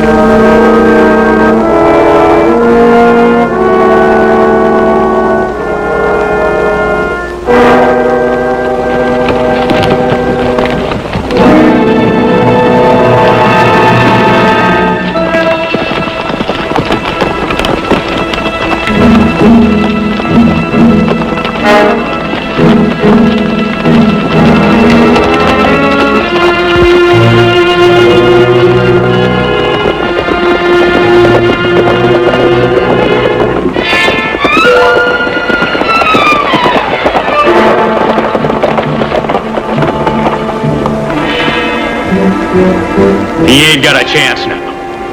He can't make it on foot. He's up ahead there like a yeller dog with his tail between his legs. Would you have done that, Ben? Leave your horse and go on foot with a posse on your trail so as not to ride him to death?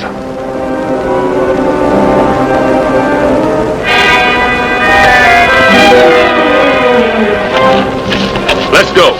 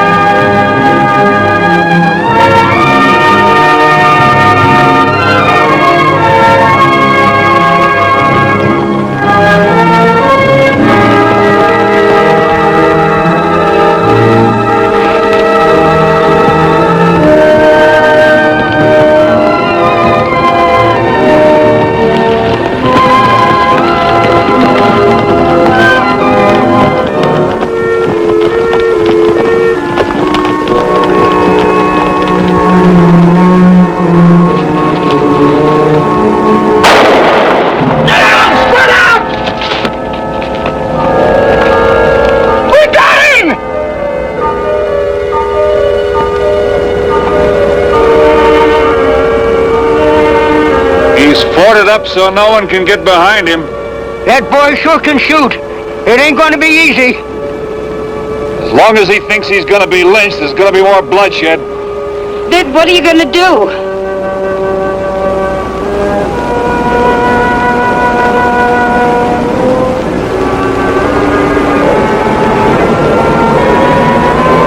Try and talk to him.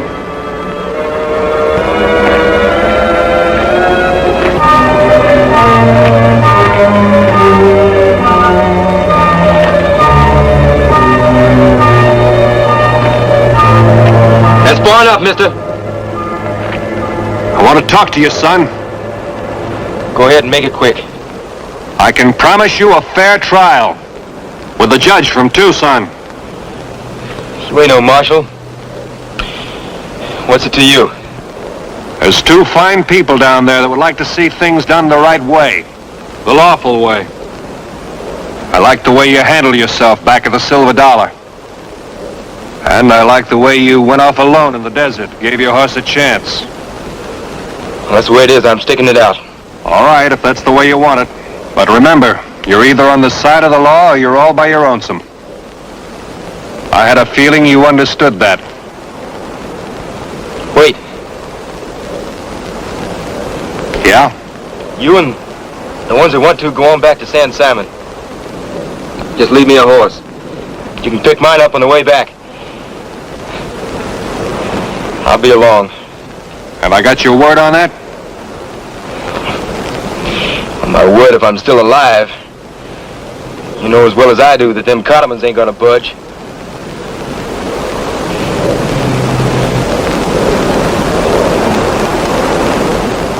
All right.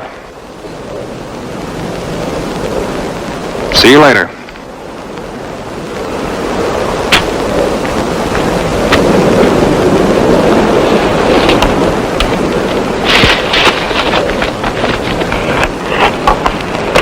We come here to get him, and we ain't leaving till he's got you, hear? The manhunt's over, Ben. Whoever wants to stay can.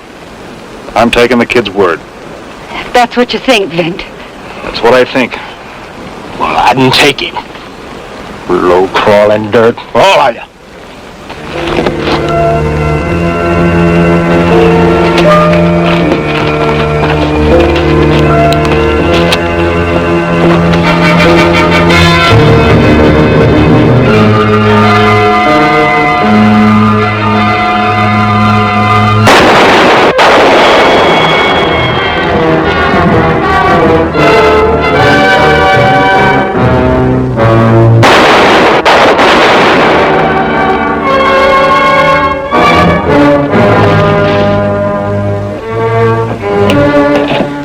Don't just sit there, you got a gun, use it!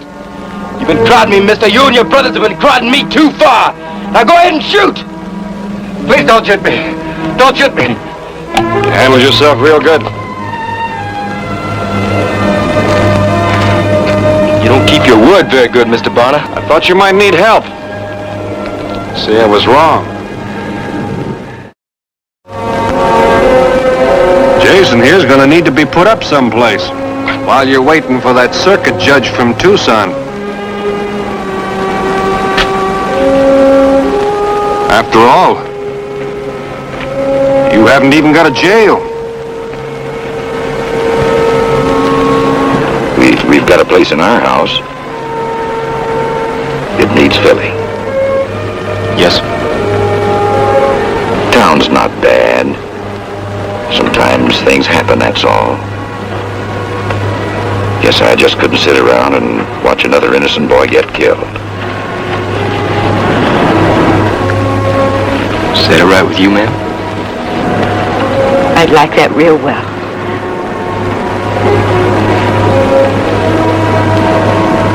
Like you said, Vince, I guess I let my thinking get twisted. Well, the boy had a home, and the home had a boy. Being alone in this big, empty land has a kind of terror to it. But it all stops the moment you belong to someone, or someone belongs to you.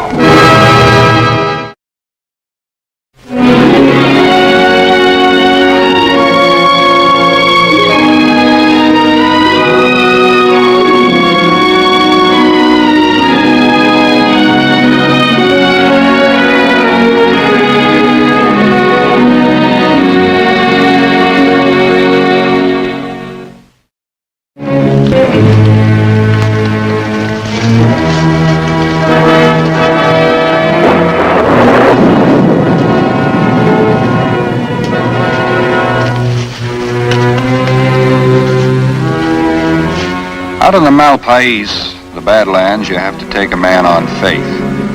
A lawman, Sheriff Anse Newton, had told me he needed help, so I trailed along to give him a hand. He was looking for a couple of horse thieves, 2 Mexicans. We had tracked them since sunup the day before, and the trail was turning cold again. Any sign of them? Not a sign. It's more an Indian couldn't track them in this kind of country. I think I know where they're headed. Well, if you do, let's get going. It's going to be dark soon.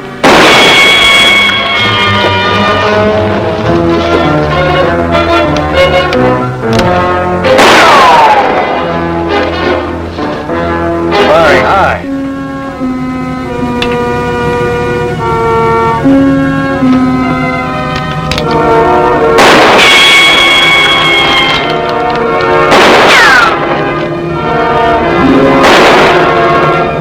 Up behind that flat top boulder. We'll smoke them out in a hurry.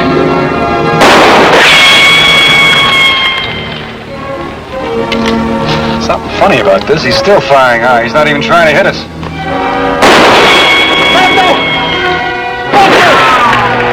Looks to me like he's covering for somebody else. Vete! Vete!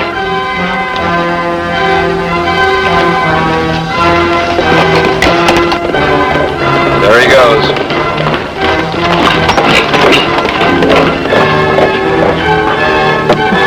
It's like I figured. He's got too big a lead for us to catch him, too. Why, that dirty...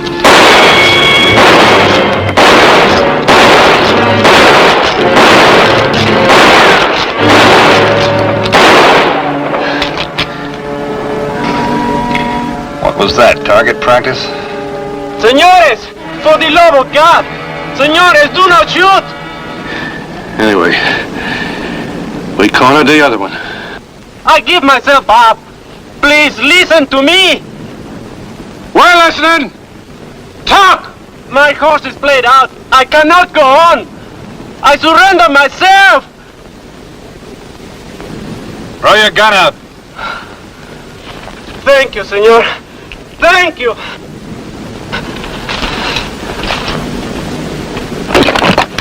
Now, come out with your hands up. Sure, Dios mío.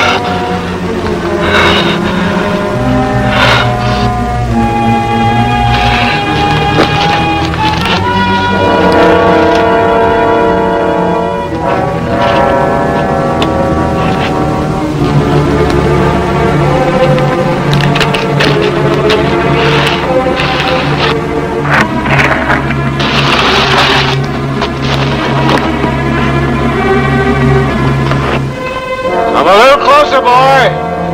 That's it. Keep it coming. Keep coming.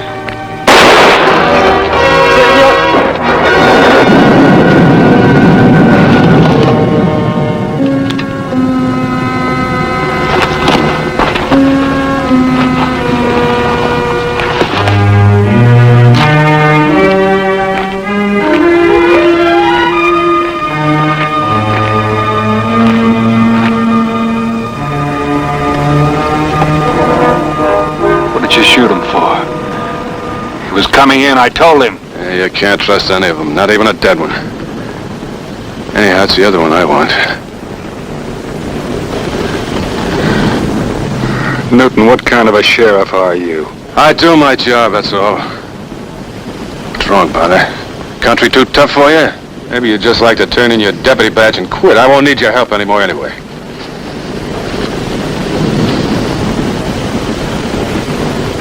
I think I'll keep it. Just to make sure the other one gets in alive.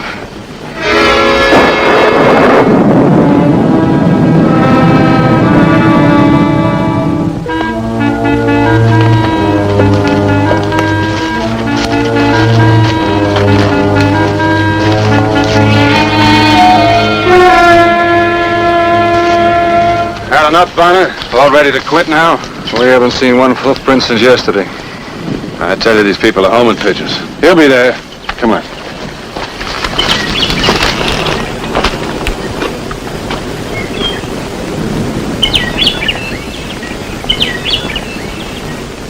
His brother and sister run a sheep outfit down there. How do you want to handle this, Newton? Well, Lupe's folks know me, but you're a stranger and Lupe's never seen you. You ride in and scout the layout while I wait here. How'll I know this Lupe when I see him?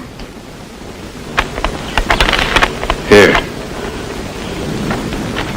Print's all torn off the bottom. Ah, you can't miss it. Lupe Sandoval. Then what?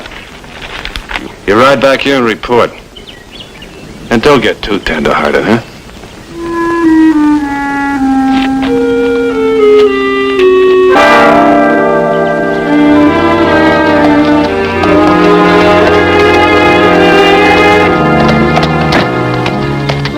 Buenos dias, señorita.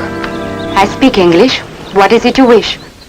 Well, I was on my way to Hondo, but I seem to have lost my way. I thought maybe someone here could put me straight. Hondo? You must take the left fork back at the mesa. It is about 30 miles. Foolish thing to do.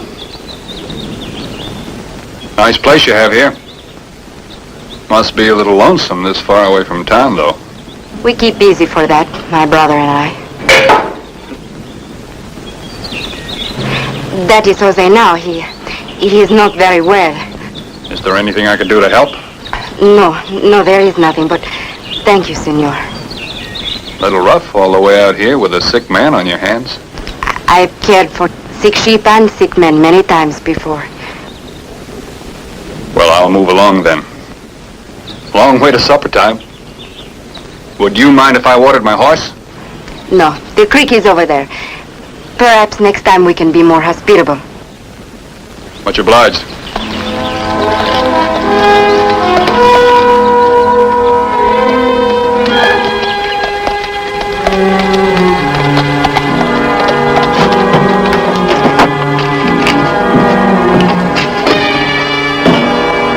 I wish I knew for sure.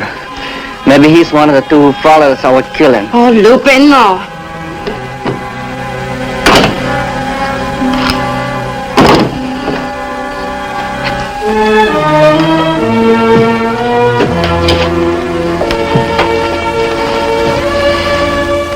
I have to leave my friend behind. My friend Miguel, there was much shooting. Maybe he was hurt. You did what you had to do. Do not blame yourself, Manito. I'll make it up to him.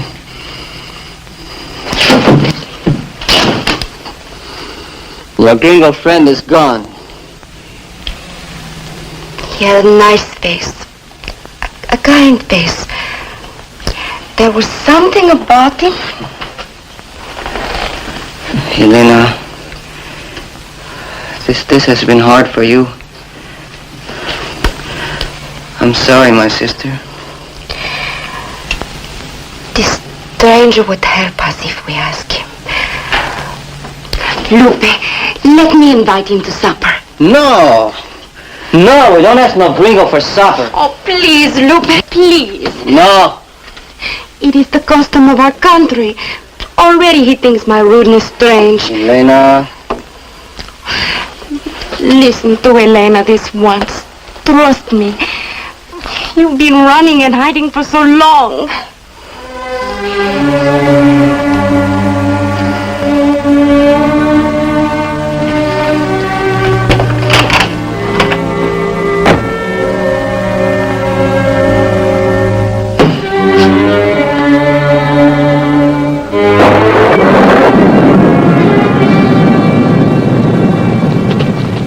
Mighty grateful to you, Miss Sandoval.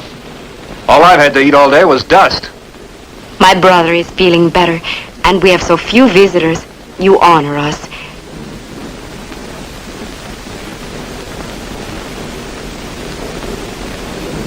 Maybe I could trade this in for a knife and fork. Perhaps you better wait till you taste my cooking.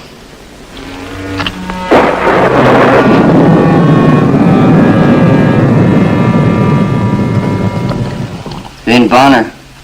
I've heard that name before. I haven't been in this part of the country before. Miss Elena, that was a mighty fine meal. It is a pleasure to feed a hungry man. You will be impatient to leave now. The Hondo Trail is long and rough. Thank you.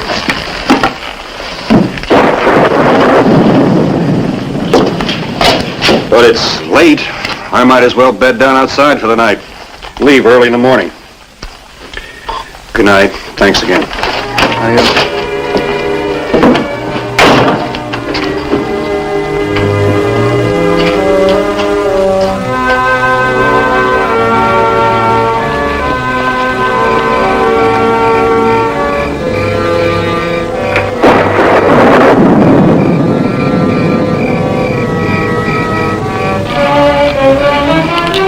Senor Bonner, Sorry, Elena. What is it?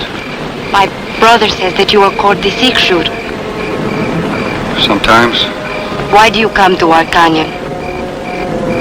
All right. I should have told you. I came for him, for Lupe.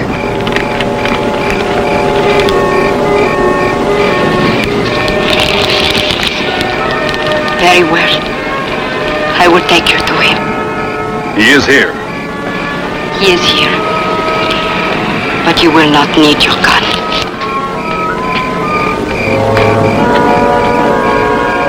He came home last night. Came home to die, sick with a fever. Jose and I, we bury him this morning.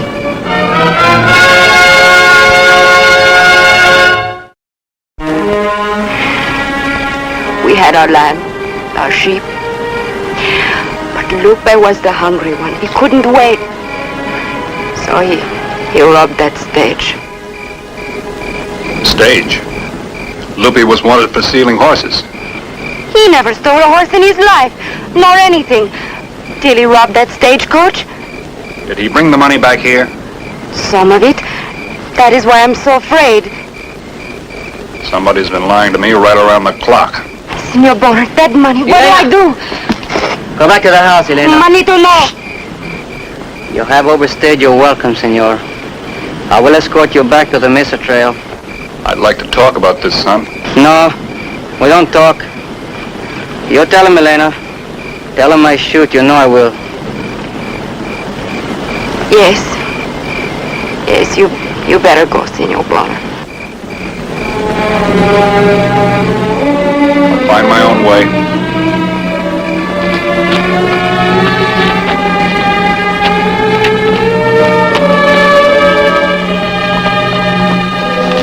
After that, I didn't know what to believe. Elena hadn't told me all the truth about her brother. But I'd sure take her word over Aunt Newton's.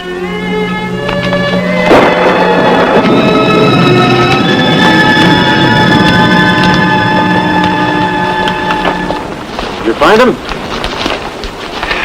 I found him. Well, come on, man. What happened? He's dead. Dead. Lupe Sandoval dead? I don't believe it. I saw the grave. He died of fever. Take you all night to learn that? Oh, wasn't the woman? I found out something else. Yeah, what? That you're a liar. Where are your credentials, Sheriff? Or is that badge just a cover for a bounty hunter? What bounty are you talking about? The one Lupe took off the stagecoach. How much was it? So the girl told you.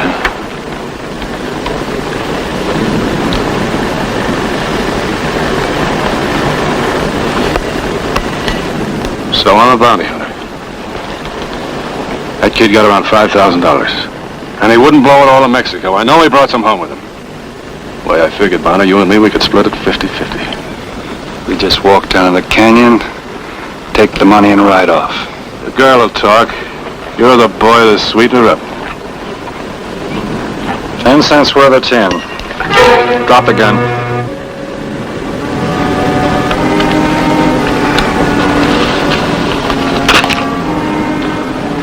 Now the gun belt. You stay out of that canyon. Don't you bother those people again. You think you can grab all that money yourself? Now you get on your horse and get out of here.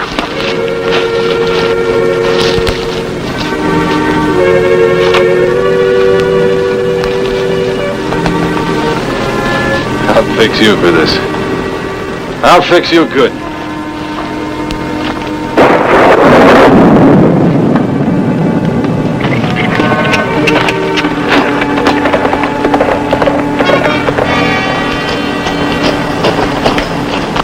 Senor Bonner.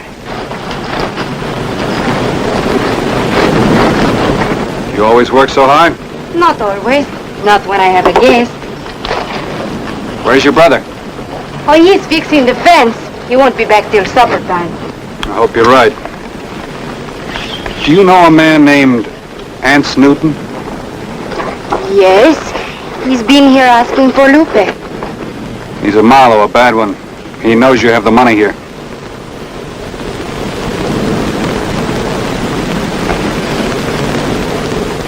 Is that why you came here? To warn me? I don't know. Maybe I'm horning in, but get rid of it. It's blood money. It'll only cause you sorrow. Oh, I knew you would say that. Come, I will show you.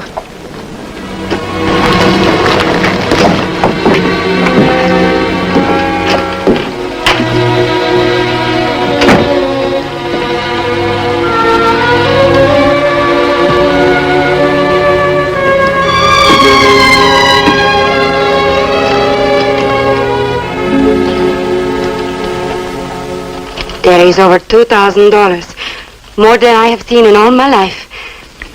2,000. What happened to the rest? I don't know. Horses, bribes, places to hide. Take it, please, out of this house. Take it and go. You'd trust me with this? A stranger? You are not a stranger. Elena, that's one of the nicest compliments I ever had, but Jose is the man of the house. I must speak to him first. Let me tell him after you've gone. You can't protect him forever.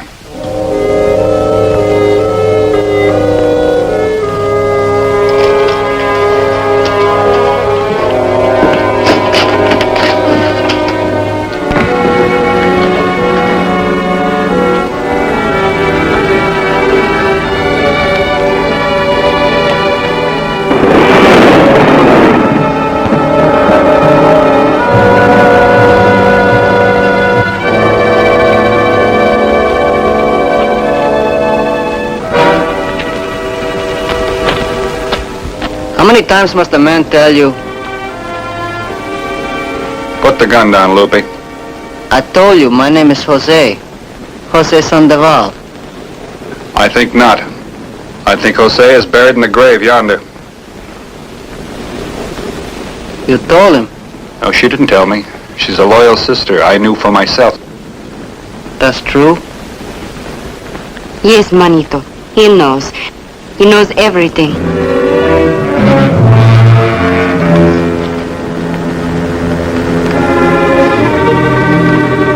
It took a lot of courage, Lupe, with a price on your head. So you figured to pass for your brother? Yeah. Now you come to arrest me, huh? No, I haven't the authority for that.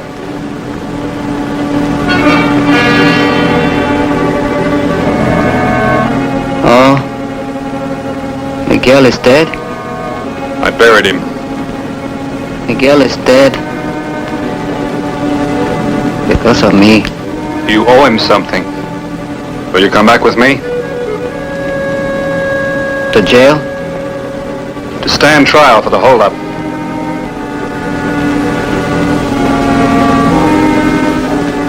Yeah. We go whenever you're ready.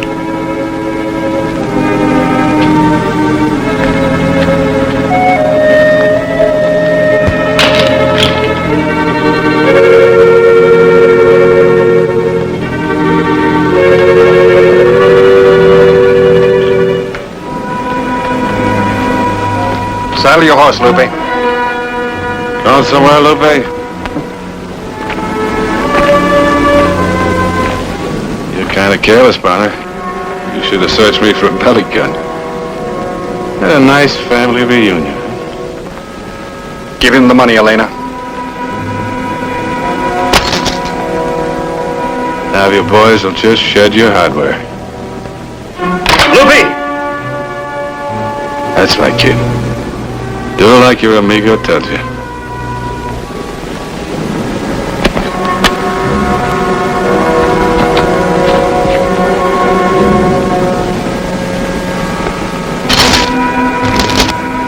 Feels sort of light, querido. Where's the rest of it? There isn't any more. You've got it all. Lupe spent the rest. I'm not asking you. There was $5,000 on that stage. You got some more around here somewhere.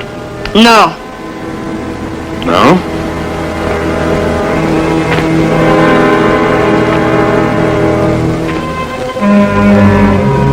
Don't you lie to me. Where is it? You've got it all. What more do you want? You're a sucker, Bonner. You must have it hid around here somewhere. I want to look at that grave you dug. Bring that shovel. All right, move.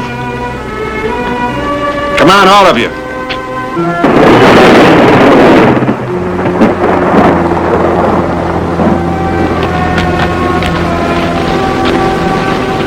Well, now name me a better place to hide money.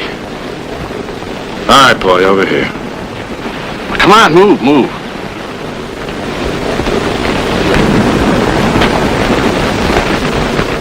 All right, boy, start digging. Do as he says, Lupe. No. I don't dig anything. You killed my friend. Bonner?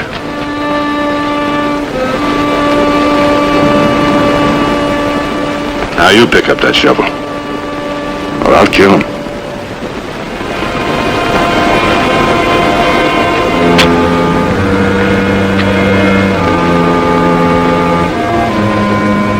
Bonner, now you dig, huh? Wait, please, senor. I beg you, do not disturb the grave of my brother. Now do as I tell you. Dig.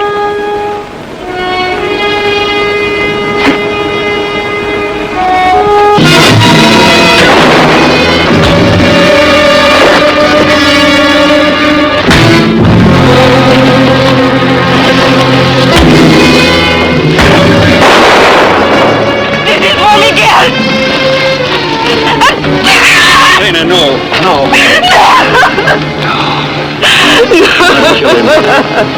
It'd be no better.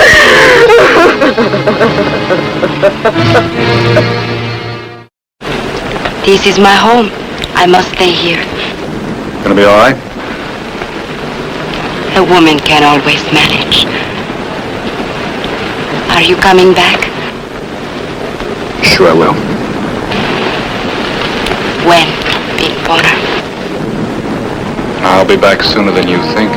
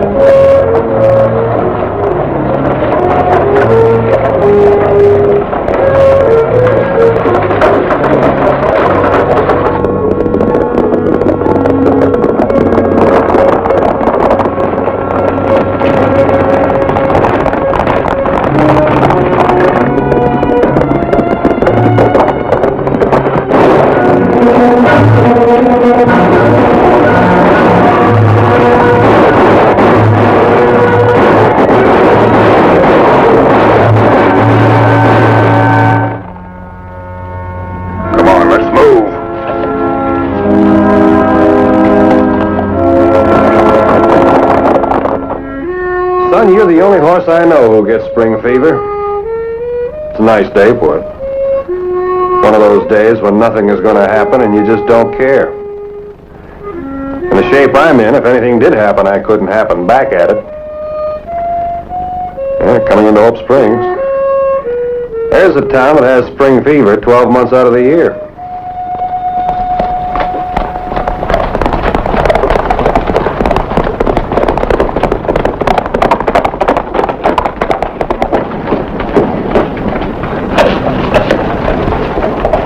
What's the story, Sheriff? He's dead. That makes 3 of them. Same as murdered. It is murder. Now, we don't know who they are or how many there is of them. But they're a good-sized outfit. They've killed 3 men in one holdup and got away with $20,000. Now, they're not going to be easy to bring in nor to catch. But they know we're hunting them, and we'll hang them. I'm with you all the way, Mr. Rayburn. We're all with you, Sheriff. All right. And we've got our posse. Go get your guns and your horses, and we'll meet here in half an hour. Right. Howdy, Vin.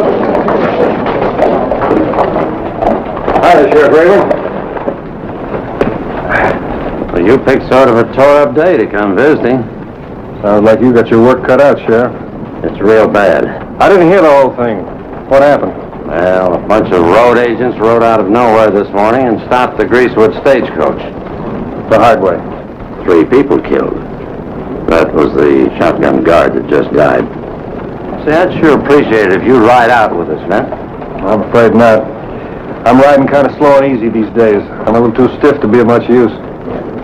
You haven't got rheumatism at your age? No.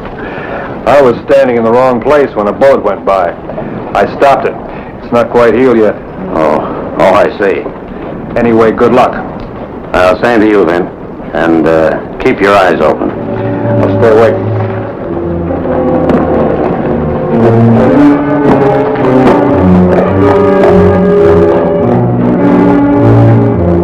It's just as important for a man to know when he shouldn't volunteer.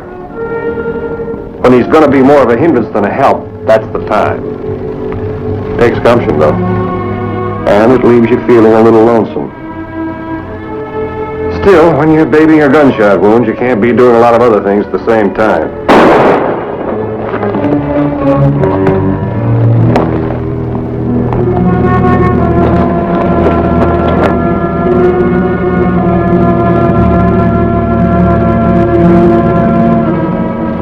Get off your horse. If I had had the use of both arms and a drawn gun in each, I'd have still been sunk. A dozen men would have been just as trapped as I was.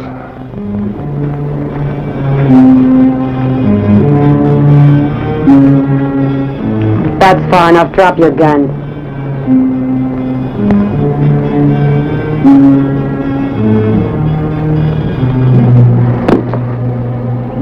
Rifles behind every rock, and just me in the middle of them. Not one of them moved an inch. Throw over your poke.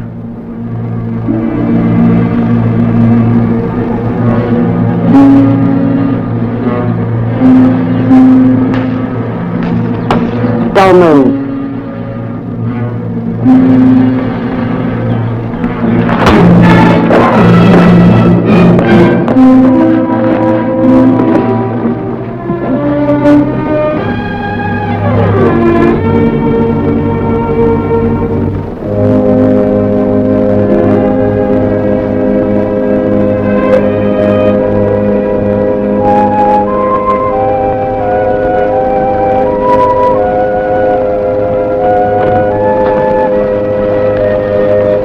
Nice and cool down here in the shade.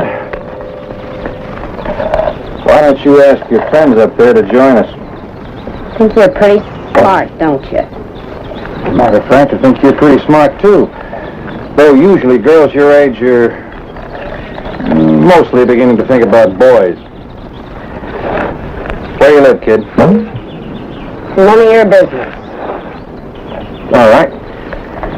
I can just tie you on your horse and let him lead us to your home. Why did you have to come along when you did? I had it all figured out. I take it you're a little new with the road agent business. Though that boom handle gun is pretty sharp. Where'd you get that one? Fired up all by myself. Yeah, good. Of course, people been thinking that one up for the last 2,000-3,000 years. In the war, we called those Quaker guns. What's your name? Letty Belknap. Mine's Bonner, Vint Bonner. Let's see, I used to know a Belknap around these parts. Jim Belknap, a rancher. He never told me he had a daughter, though. Just like him. He wouldn't. Why not? All he thinks about is George. George? George Belknap. Oh, your brother. He thinks the sun rises and sets on him just 'cause he's a boy. I can outride and outshoot that smart aleck any day of the week. Well, why would you want to? Tell me, how did you happen to get in this line of work? It's a little unusual for a girl. A woman. Cattle Carey was a road agent, and so was Bess Monahan, and they were good ones, too. Of course, I never knew Bess Monahan, but I knew Cattle Carey pretty good. You did? Yeah. Ugly as a board fence. Matter of fact, she was too ugly to even hang. Used to hang around saloons and cadge drinks and tell lies about what a great road agent she used to be. People used to laugh at her. Well, they don't laugh at all road agents. No, they don't laugh at all road agents. Some of them are not very funny. They, hang them. Well, they'd have to catch me first. Oh, yeah, well, that shouldn't be too hard. I caught you. The next party coming this way wouldn't leave enough of you to grease an axle with. Next party? Yeah. The posse from Hope Springs. Posse? While you were setting up your little playhouse out here this morning, there was a real holdup. A stagecoach holdup. How much did they take? $20,000 and 3 lives. You mean they killed people? Uh-huh. Decent, hard-working men making a living for their families the slow way. By working for it. That's awful. It happens all the time in those darn novels you read. Except they leave out the part about the thieves getting hung. I guess that's not exciting. Say, what would your father do if he found out how you spent your morning? Take a board to me. And you'll be getting off easy at that.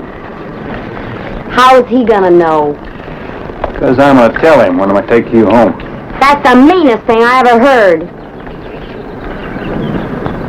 What are you looking for? This grudge is kind of spooky. A natural trap. A young road agent like yourself can figure that out. I guess a professional could, too. You put your hands up again, Mr. Bonner.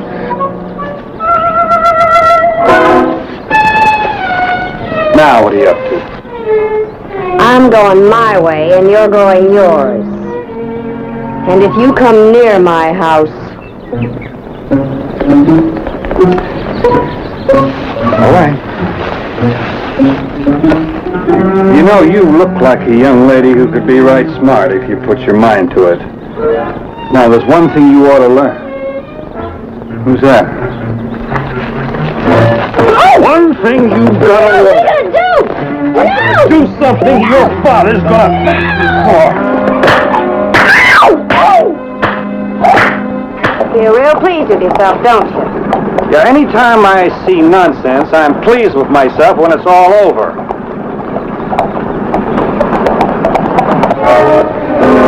Get him up, both of you. Anyone you know? No. Climb down. And take a good look at your first real road agent. Climb down.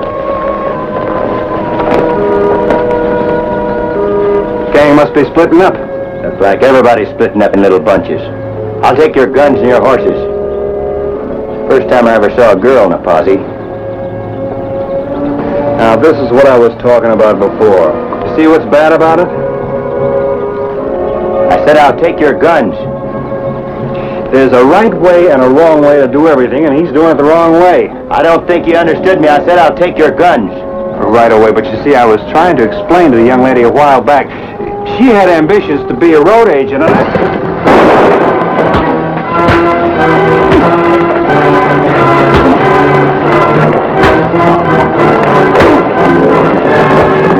All right. You can stop now. Yeah, it's a good thing I was in the neighborhood. This is as far as you go, lawman. Just to set the record straight, I'm not a lawman. I don't matter at all. What are you gonna do? Just you wait and see. I'm gonna take care of this smart friend of yours for good.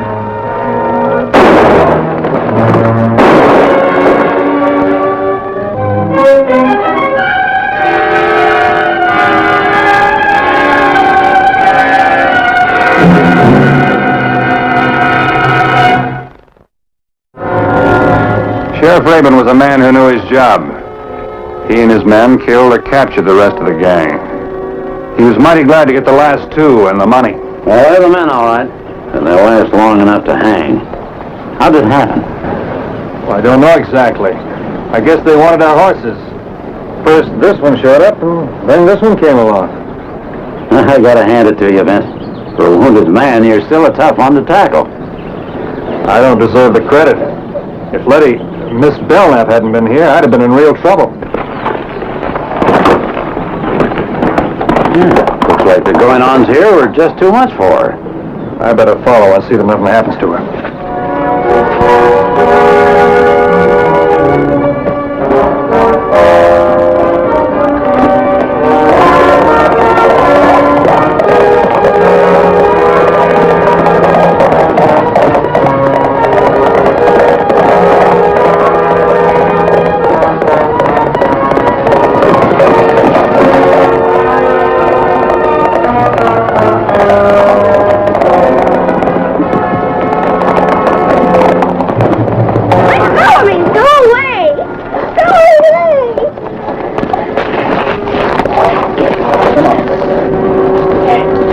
Letty, now stop it. What's the matter?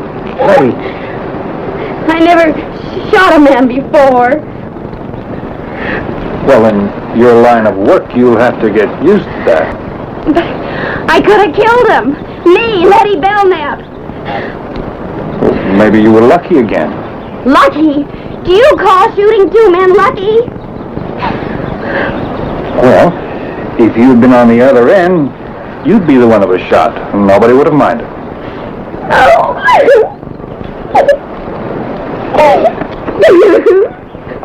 That's right. Get it all out. You learn anything today, Letty? I've learned a lot. What? The difference between real and make-believe. That's quite a lot. Most people go through their whole lives and never learn that. It says someplace in the book that experience is a dear teacher. That means expensive. It says, too, that a fool will learn with no other. Yes, I think it does someplace.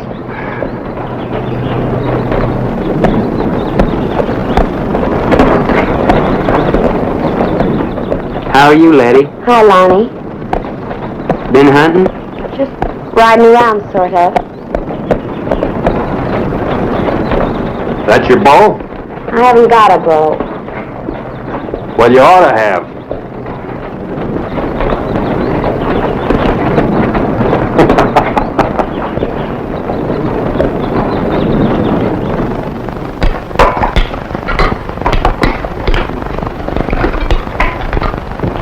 It's a puzzlement to me why you ever went to that neighborhood in the first place.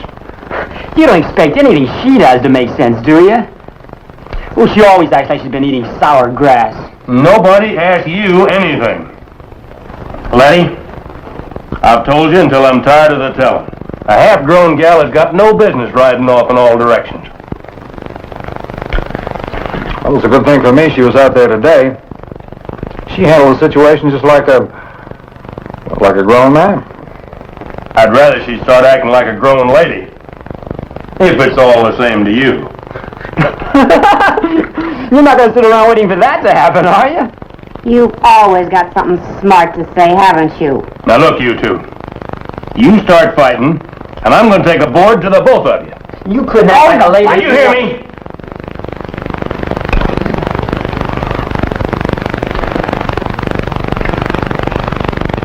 It's a pity you were out being a cowboy. Lonnie Hawkins came a-calling, and you weren't here. Sure he wasn't coming to see me. Oh, I wouldn't be sure. Maybe he wanted to ask you to the square dance. What's so funny about that? Why shouldn't a young fella ask you to do a square dance? Oh, nothing. They come around doing it all the time. Well, fellas just can't stay away from a biggity old girl in blue jeans that always wants to fight. Just one more word out of you, and I'm going to take my belt to you.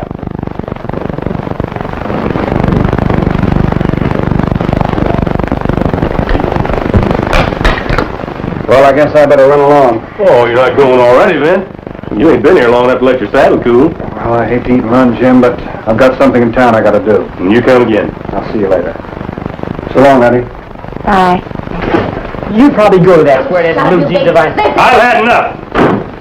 Now, you two, shut up and eat your food. Go on now.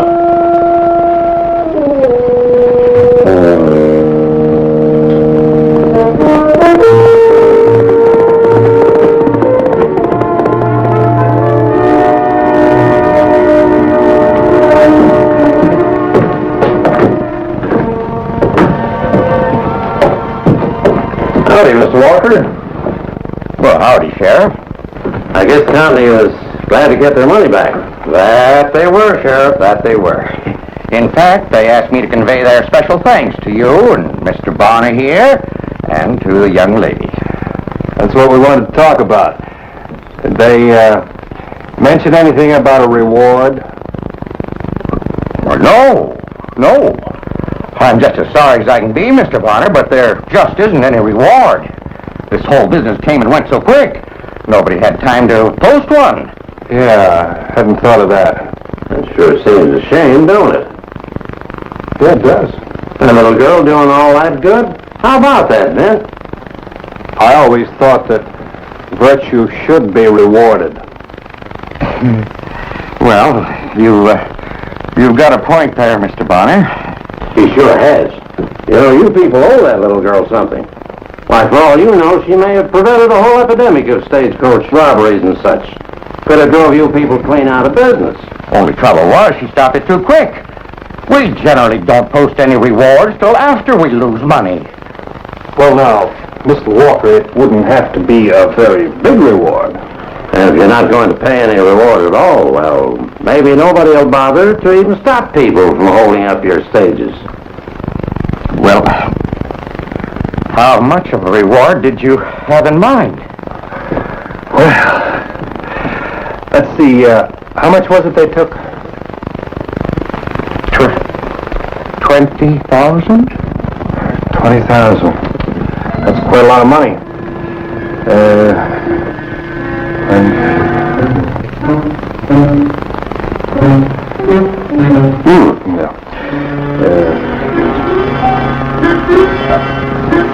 Well, be sure it's enough. Yeah, I guess you're right.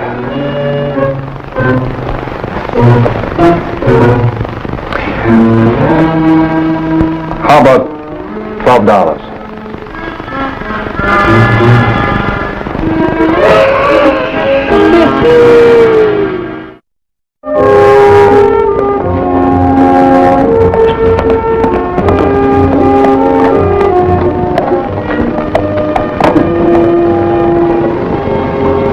Mr. Bonner? Hi, George. Say, where's Letty? Oh, there's never any telling with her. Hey, Letty! A fella come to see you.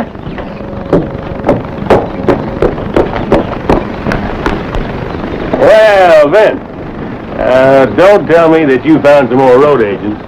Well, I don't know, Jim, but the day's still young yet. Hello, Mr. Bonner. Hi there, Letty. I got something for you. For me? Yeah. It's Well, it's kind of a reward from the stagecoach company. I don't want a reward for shooting anybody. Now, Letty, they don't give rewards for shooting people. They give rewards for helping out their business. Here, take it. Go on inside. Why?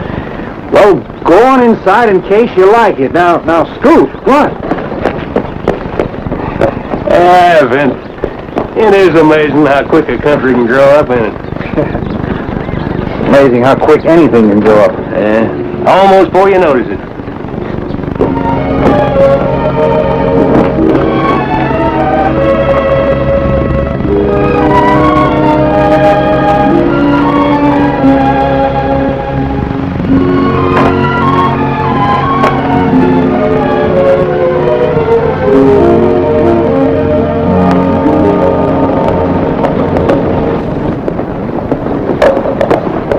Hey, company's coming.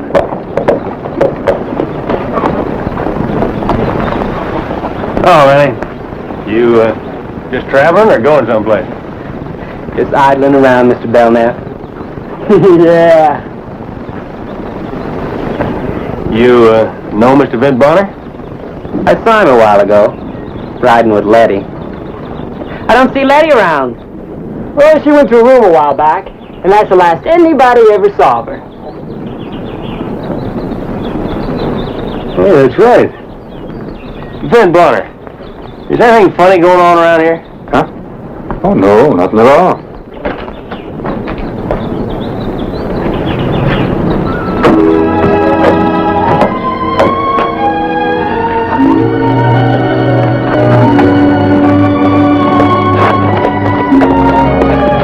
Well, what in the world is that?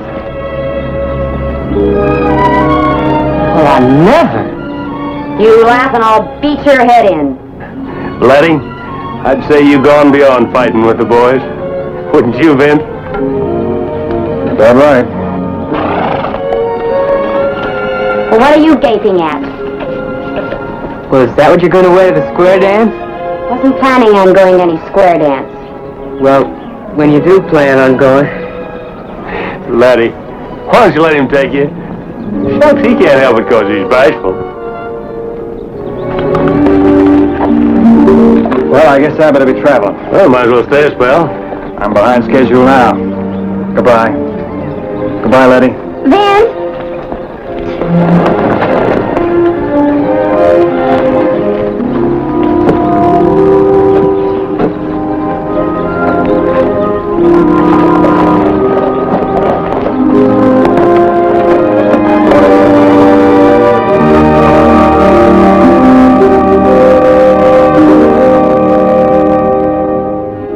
That was a big day's doings. You know, it isn't every day you can watch a child turn into a grown woman. Not unless you're lucky.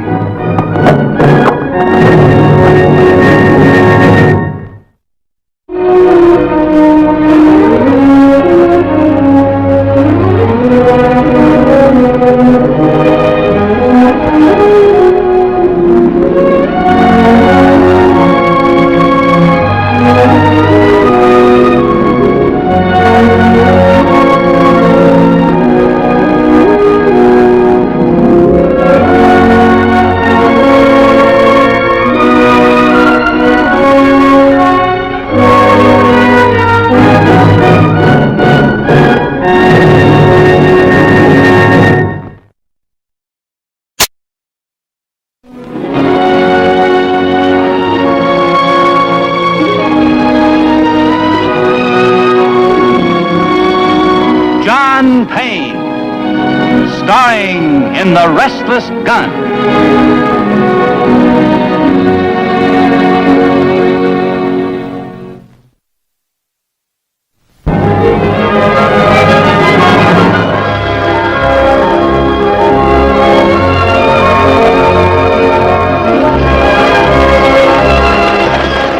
Well, I figured I'd handle about every job there was until Tom Higgins asked me to bring his 12-year-old nephew, Dudley Higgins, to his ranch. Boy's father, a Confederate officer, had been killed in the war, and his mother was dead.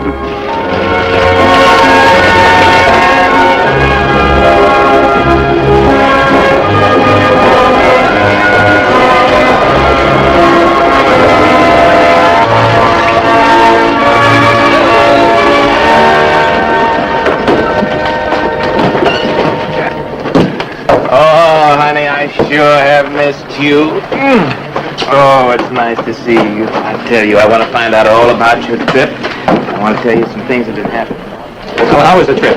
Dry and hot. Well, son, this is your Uncle Tom and your cousin Michael. Thank you for inviting me, sir. You look just like your father. Please don't talk about my father. Take it easy, boy. I knew I had a cousin in Virginia, but I never expected to see him. We're gonna have fun. Thank you. Well, who we got here? Tom don't mean to break into this family reunion. It's all right, Arthur. I want you to meet my nephew, Dudley Higgins. I know all about your nephew, Tom. My wife's been telling me all about him. They come up in the stage from Virginia together. My name's Stewart. Arthur Stewart. Pleased to meet you, sir. My wife's been telling me how kind you were to her on the trip. I own the general store. And if at any time I can do anything for you, you just come a-running. Thank you. Arthur Stewart. Are you any kind of Jeb Stewart, the Confederate hero? Could be, boy. Could be, but I'm not sure. Where'd you hurt your leg? Oh, Chickamauga? How can you live here in the North? Well, I like it here. Did I say something wrong? No, you didn't. It was a long trip. New faces and places. I understand. Help your cousin put his things in the buckboard and be pleasant. Think I did wrong sending for him? No. It'll take a little patience. I aim to have it.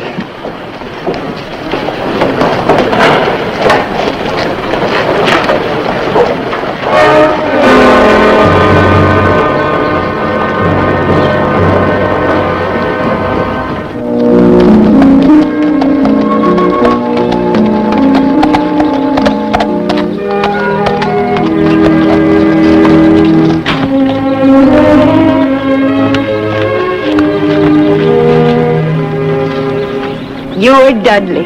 You know, I'd recognize you any place. There's no mistaking that family resemblance.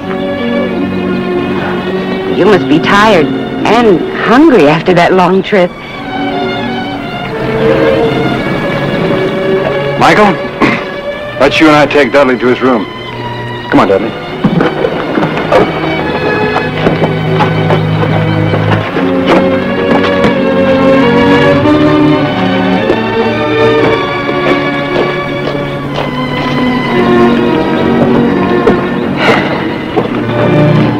Michael bought this for Dudley, and he threw it away.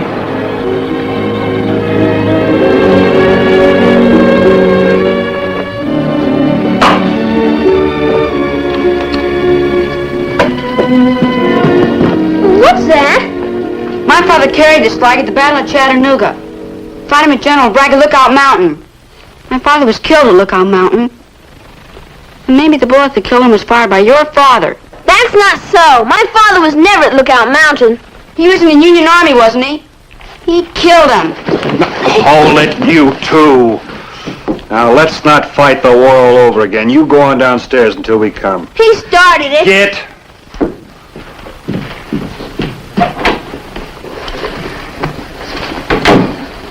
Well, where are we hanging? I think I'd like it over the bed.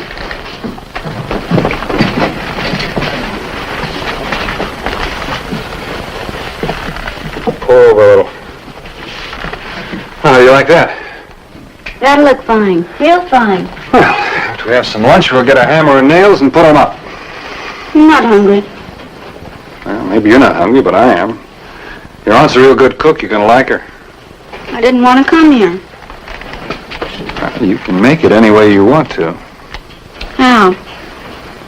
Your aunt and your uncle are real nice people. Of course, they won't replace a mother and father, but if I were you, I'd figure I had it real good. Now get your feet off the bed.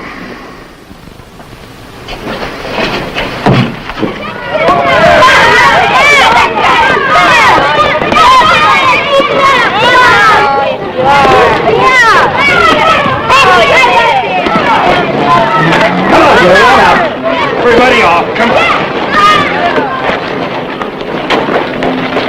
All right, now, who started all this? He was asking for it. He said the Union Army didn't fight fair. That's why we won the war. You think you're fighting fair now? 5 of you against 1? I'm sorry. We should let the 2 of you fight it out alone. I don't want to hear any more about fighting. I think you owe Dudley an apology. Now, shake hands. Sorry. Go on, Dudley. You too.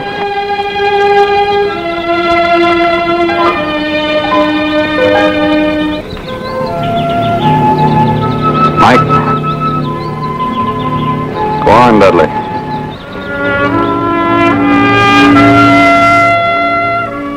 Tom, I'm worried. Dudley? 4 days now, and that boy still hasn't come around. He's fighting and grouching and never a pleasant word. Yes, I know. You know, our house has been turned into a battleground. One small boy against the world. You have no right to say that, Ben. We've done everything we could to make that boy feel welcome. Sometimes when he doesn't know I'm watching, you see, he looks at us as if he could shoot us right on the spot. There's a lot of hate in that little boy. Yeah. Maybe if he had something of his own. Something to love, to take care of. Maybe the hate would go away. Why can't you tell me? Have a little patience, boy. You're sending me away? Nope, not like that.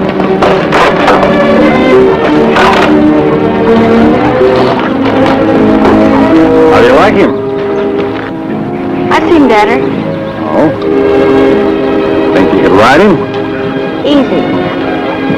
Let's give it a try.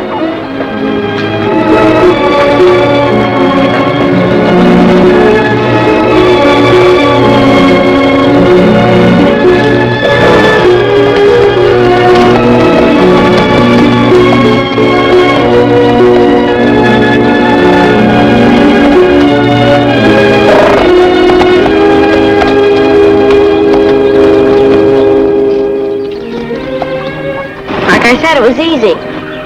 What are you going to name him? Doesn't he have a name? Yeah, Sunshine, but I figured if you're going to have your own horse, you'd like to name him yourself. My horse? That's right. Your uncle says every boy should have a horse of his own. My uncle said that? That's right, that's what he said. Ask him yourself. I like the name Sunshine just fine.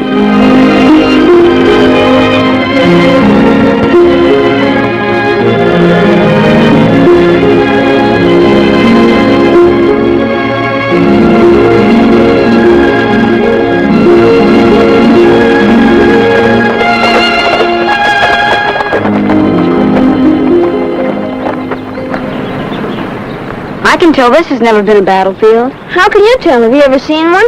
Lots of them. I coming up from Virginia, we saw overturned cannons and grave markers. I seen my daddy's marker. I'm sorry your father got killed in the war. He died a hero.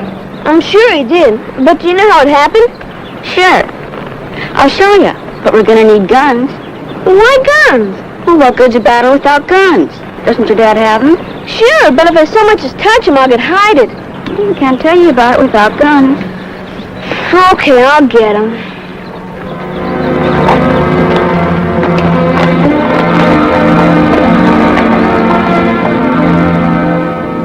These are real fine.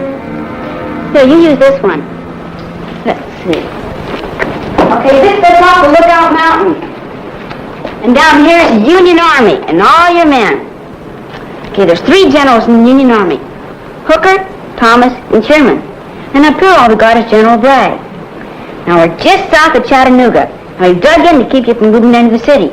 Get it? Got it!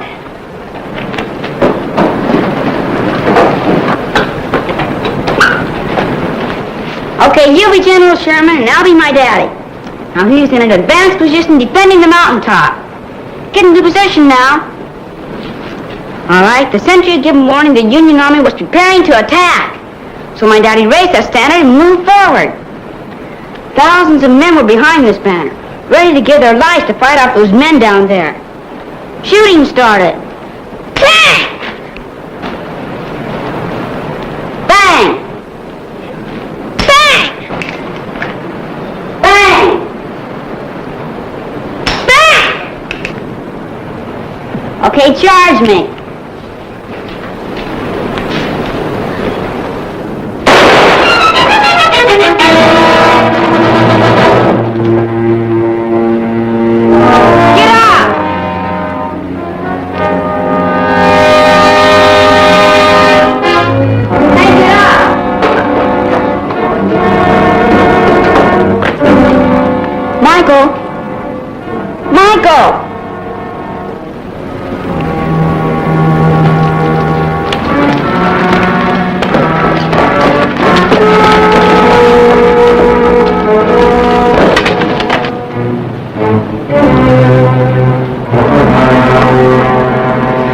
Get the doctor, quick.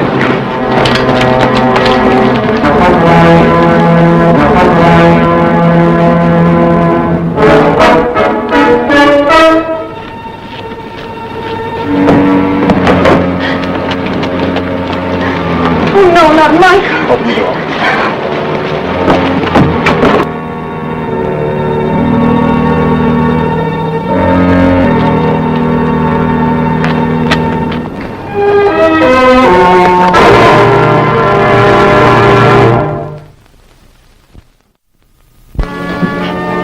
Can't let him die.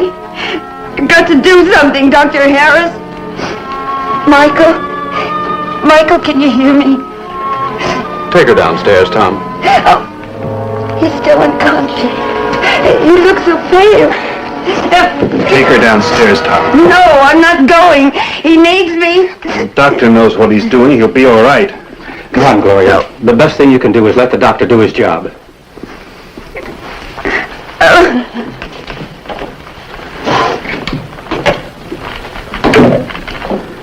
What happened? That's a long story. I'll tell you about it later. How is it? Well, it looks a lot worse than it is. He'll be all right. Good.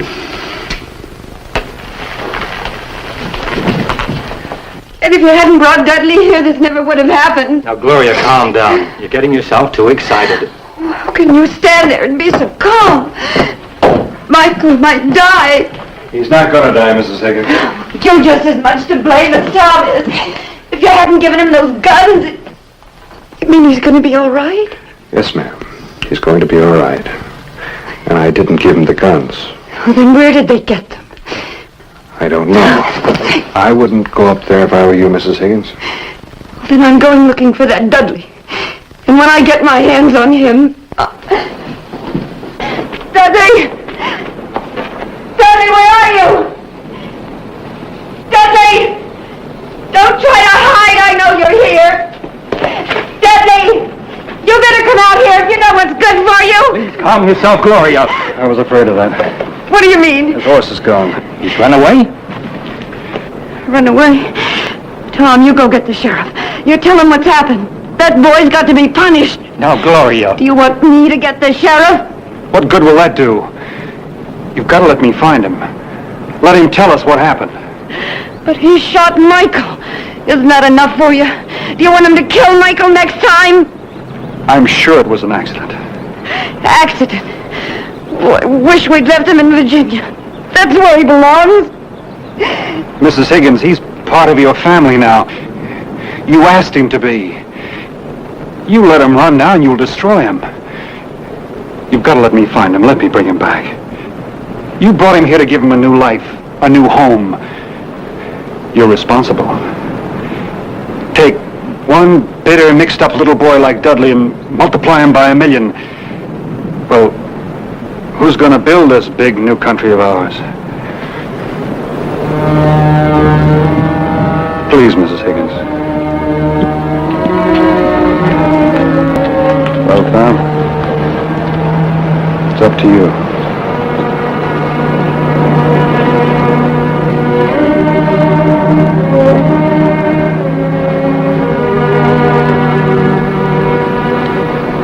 Find the boy.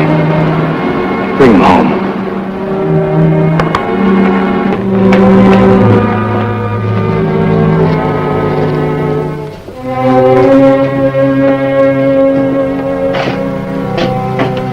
What's on your mind, boy? Mr. Stewart, when I came into town and I met you, you said you like it here. That's right. But you're from Virginia. Didn't you like it down there? Sure I did, boy, but that's all in the past. Now I come here to make a new life for myself and my family. Do they like it here? They got to, boy. I don't like it here. Well, you have to give it time. My aunt and uncle, they don't like me. Well, you gotta give people time to get used to you, boy. I don't have to wait around to make my mind, Mr. Stewart. When no one likes you, and no one wants you... Now, what makes you say that, Dudley? I know when I'm not wanted. That's why I came to see you. You're the only one I know from home. I know you'd understand. Understand what? Why I'm running away. Running away? This is no place for me. I just wanted to say goodbye. Now, Dudley, if something's happened, if anything's wrong, you can tell me all about it. Nothing's wrong. I'm just gonna run away. Run away. I did that once, but I made a mistake. You know what I did? What? Well, I didn't get prepared properly. It's a long way back to Virginia. First thing you have to do is eat a good meal and take along plenty of provisions and get a good night's rest. I'll tell you what. Why don't I just fix you something to eat, and then you can spend the night right here in the store, and then tomorrow I'll help you to get ready for your runaway. What about that, boy?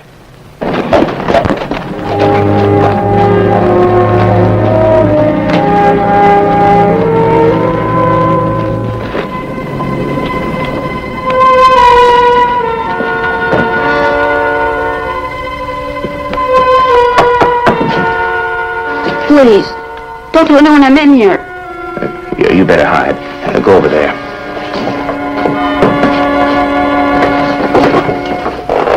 Come in.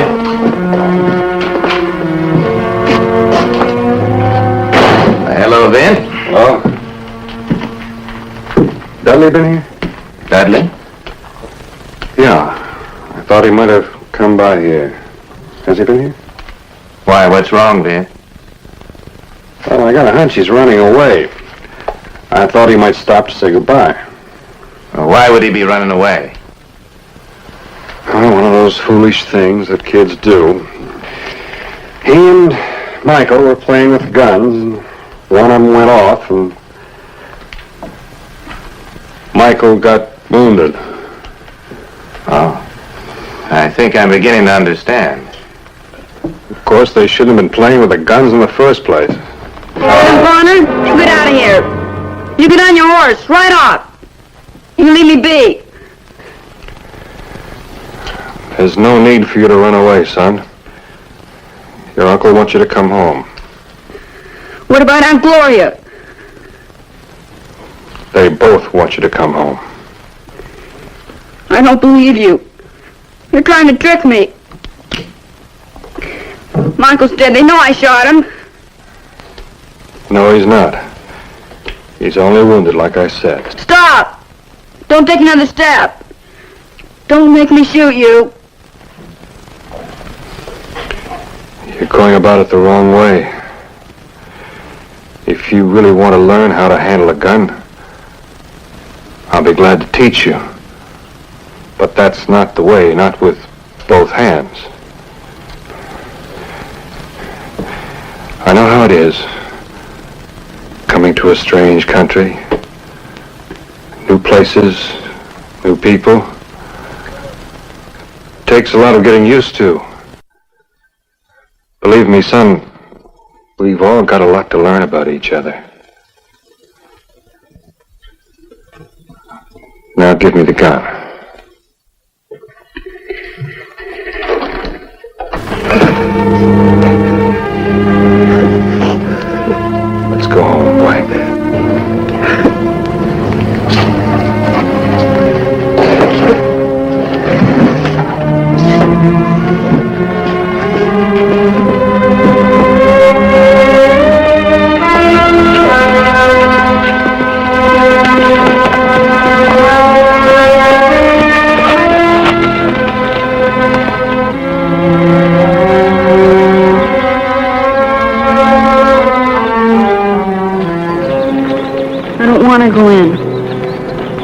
afraid? No, I'm not afraid. You didn't do anything on purpose. You're just saying that. They made you bring me back. Gonna get on by yourself, or do you need some help? I don't need any help from anybody. Come on, then.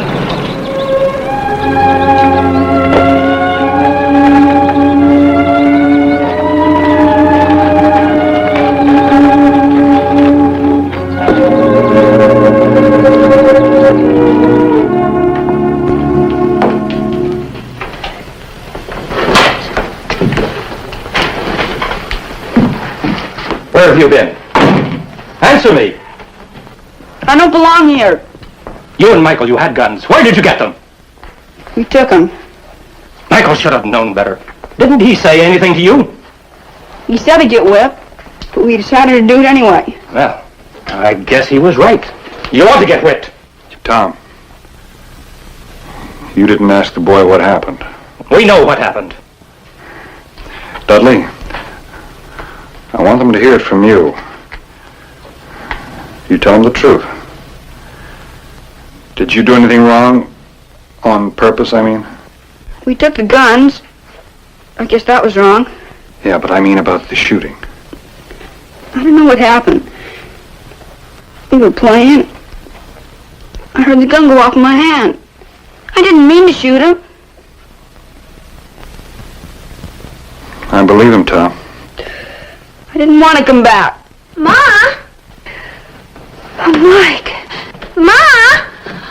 Michael, you shouldn't have come down. It's okay, Ma. It's only a scratch. You might have been killed. We were just playing, Ma. It was an accident.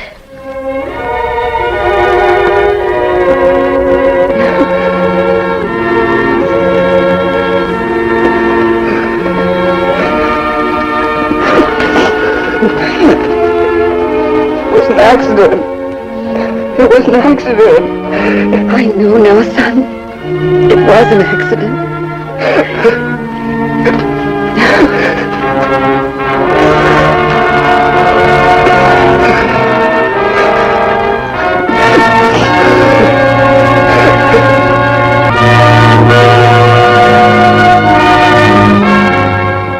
It says somewhere that a word fitly spoken is better than apples of gold in a basket of silver.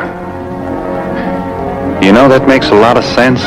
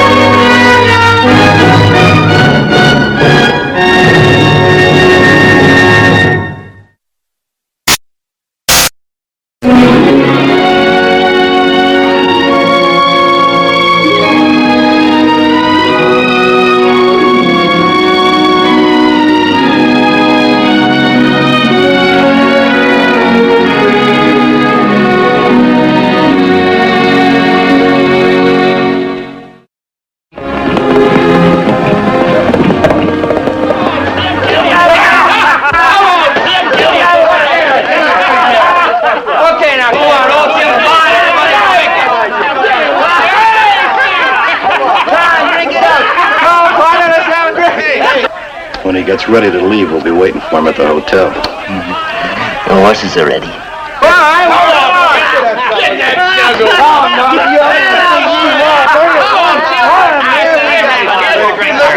Must be close to 10,000 in gold in them saddlebags. Only a kid tending it all. Let's drink it on up. Come on, we want some more to do.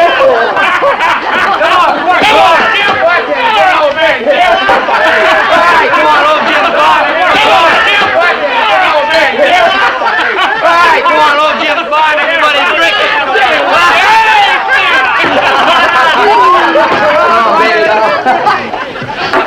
Better have one, mister. Best 40-rod bourbon in the territory. Compliments of the young cowboy at the end of the bar. I'll take it. Go ahead, mister. Like the man said, it's the best 40-rod bourbon in the territory. I'm Della. Well, Della, I'm Vin Bonner. You just passing through, or will you be spending some time in our fair little town? Just passing through. What's the occasion? Oh, the kid's just celebrating growing up, I guess.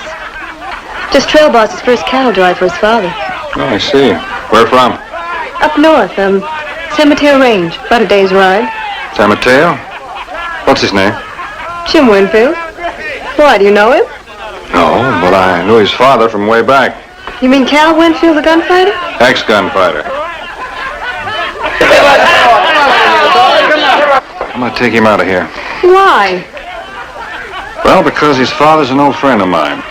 Because I know he can't afford to lose that money that the kid's throwing away, so... I'll see you later. Drink it all up. You got some catching up to do, mister. Name's Jim Winfield. My name's Vin Bonner, Jim.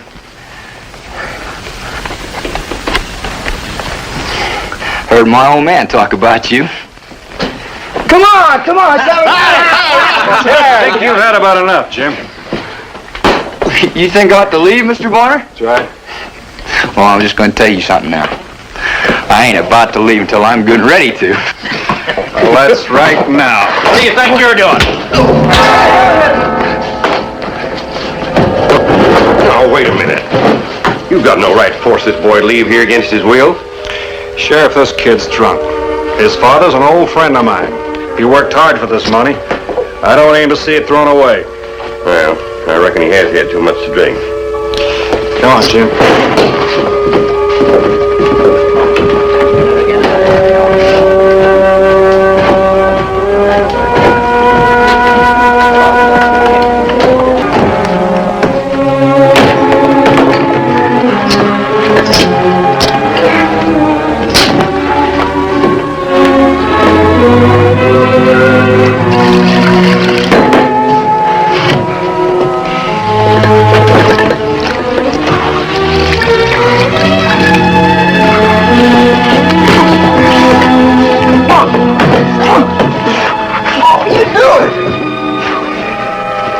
You and I are getting out of this town. You and I? That's right. I'm going to see that money gets back to your father. I ain't going. Now, look, I saw the faces on those men down there tonight. They couldn't take their eyes off that money. You'd be bushwhacked before you're 10 miles outside of town. Look, I said I ain't going. Oh. I haven't seen your father in some years, Jim. You mean since he reformed? I had a letter from him a while back. Told me about his place. Asked me to drop by when I was in the neighborhood. He sounded real proud of it. Proud of you too, Jim. He said he couldn't have built it without you. That sounds just like him. He needed the money. He told me about this drive. Needed to build his herd, money to pay off his hands, feed Bill. He risked everything he had on you, Jim, letting you trail boss this drive. All right, you said your piece. Now I'll say mine. Did he tell you in that letter what it's like to be raised in a town where everybody knows your father was a killer? A hired gun? He wasn't a hired gun. He was good and he was fast. You had to keep proving it. Your father and I are some alike, Jim. There's always someone pushing. The fact that he laid down his guns makes him the better man for it. Did he tell you about how no decent folk come to visit? Or about the girl I used to have that won't talk to me anymore? You want to know why?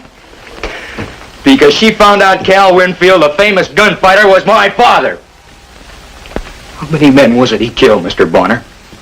17? 18? That's all past. Well, I'll never be proud of my father. No no matter what you say.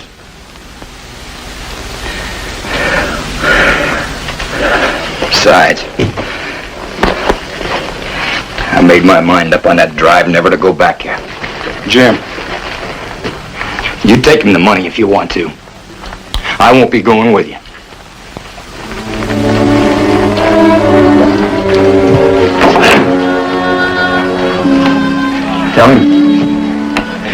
Tell him when you see him that I cut out for California. Tell him maybe I'll see him again someday. That the way you want it, boy? That's the way I want it.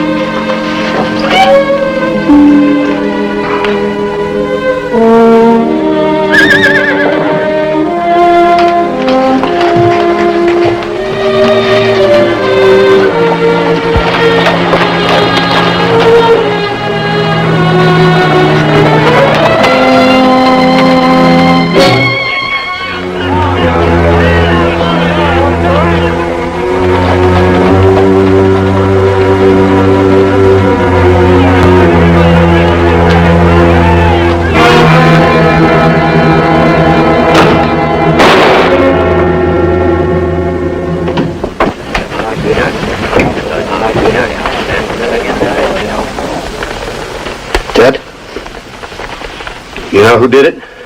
Me and Pete were tending the horses back of the hotel. We heard a shot and run up here.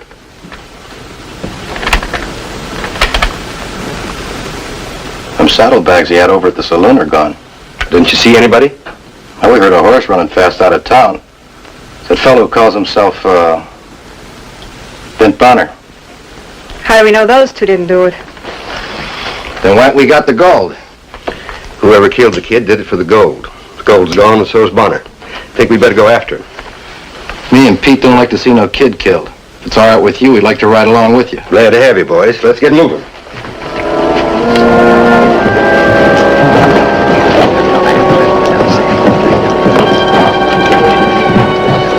Well, kid, at least you had a going-away party for yourself tonight.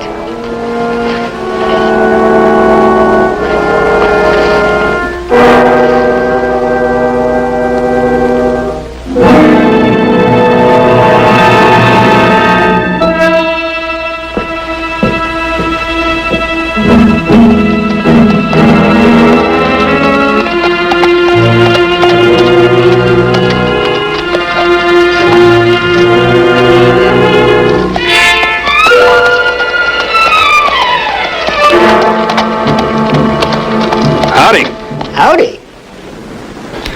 Say, what do you call this place? Santa Lisa. Looks like it used to be a mining town. Gold? Silver. Before she run out. I see. And when the silver ran out, so did all the people. Reckon that's what makes ghost towns, mister. Say, what do you call that animal? Oh, well, you might call him a mule, only you'd be wrong. He's just an oversized burro. Oh, he might look like a heap of bones, but he's still got plenty of spunk left. Do you live here? Yep. I guess you could call me Santa Lisa's leading citizen. I'm the only one left. Oh, I get enough out of the old mine to buy him a beans. The day off, huh? Nope. Today's something special. I'm getting me to see a gunfight. Might be a good one, too. Between Cal Winfield and a fella named, Vint Bonner. Ever hear of him? Yeah, I heard of him. Is he fast? Some people say so. Yeah, he better be, or Cal Winfield will cut him in half before he gets a good start. Thought Winfield hung up his guns. Oh, he did. One of Cal's hands come over here this morning. Said Bonner killed his boy, Jim, over at the hotel in Coachella. Took the pay for over 500 head. Well, anyone see him do it? I reckon so. Anyhow, the sheriff and 2 riders were here looking for him. Maybe they done caught him by now. Yeah, maybe. If he's caught up to, Bonner's a dead man. Cal swore he wouldn't leave the territory alive. Oh, you seem mighty interested in everything. I'm a friend of Winfield's. Who might you be, mister? Vint Bonner.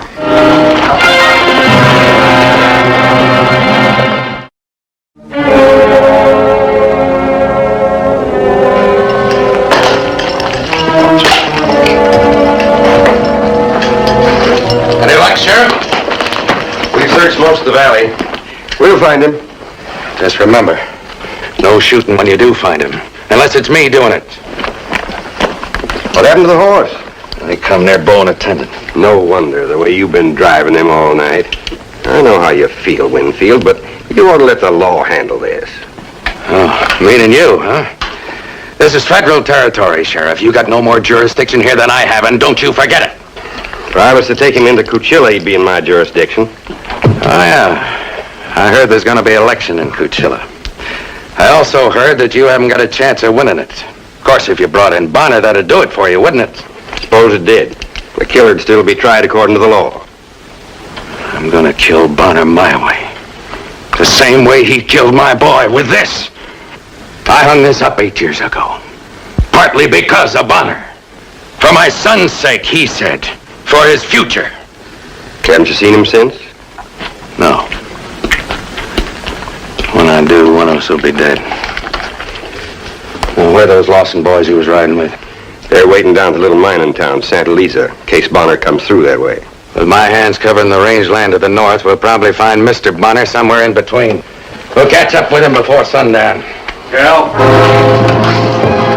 I want to talk to you. Get out of here, Sheriff. I said get out of here! Get on your horse and get off my place.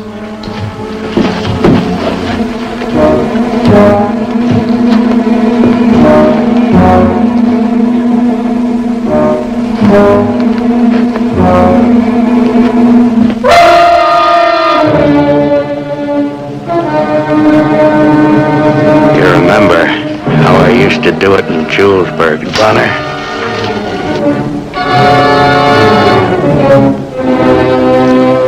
I remember.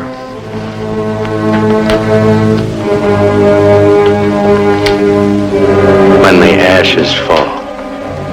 You're gonna take up right where you left off 8 years ago. Right where I left off. I didn't kill your boy, Cal. You're a dirty liar. You knew Jim was coming into town with that money. I told you in my letter. You couldn't resist it. That's not true. And your boy wasn't coming back.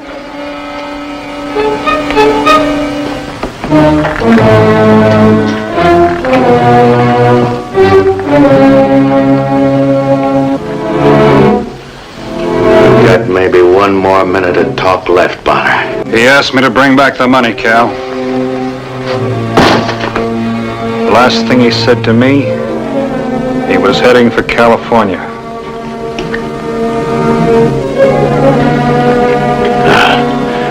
With this ranch, every head of cattle on it, gonna be his someday, oh no. He didn't want the place. He didn't want the cattle, nor any part of you. You expect me to believe that, my own son?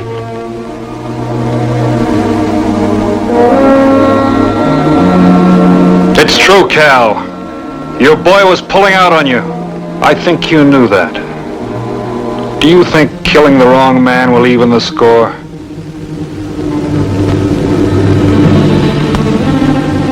You're running out of time, Bonner.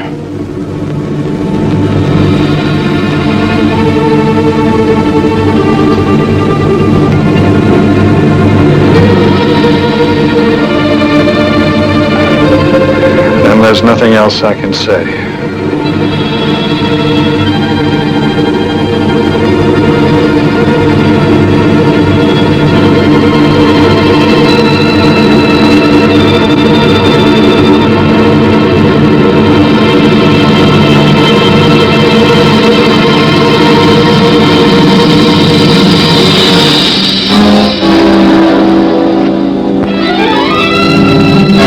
Looks like somebody's liable to set the barn on fire. I've seen this little game played before. Somebody always ends up getting killed. You two got no reason to play it. Who are you? What business is this of yours? Who am I? Well, that's not important. What's important is that Vin Bonner here didn't kill your son. I know who did.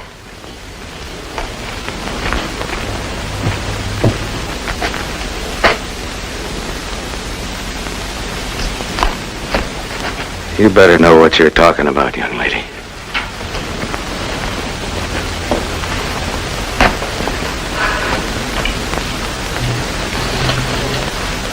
You know what this is? The gunsmith at Cuchilla said it's a .38-40 caliber shell. I found it in the hotel room where your son was killed. I've been around men in saloons long enough to know that Vin Bonner was wearing a .45 caliber Colt.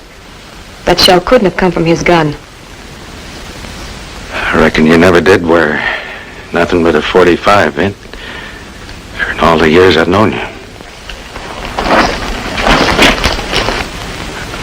I'm sorry. It's just that my son is the only thing in this world that I was going to leave the ranch, everything I owned to him. Figured I'd pull out maybe by the time we put the yearlings out to graze. That way, maybe he'd think about getting married. Settle down without having to be ashamed of his name or his old man's history. When I heard that he was shot and you'd done it, I didn't question it, Vint. I reckon I didn't think very straight.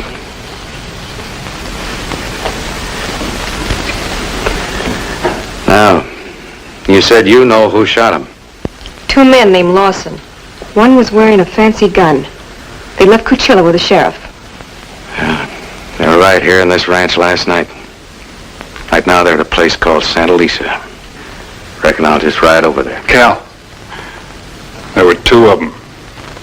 Let me go with you. Have to.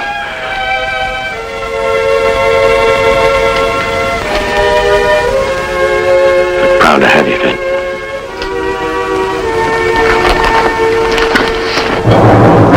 Sent for the federal marshal. I figured I had to. This is his jurisdiction.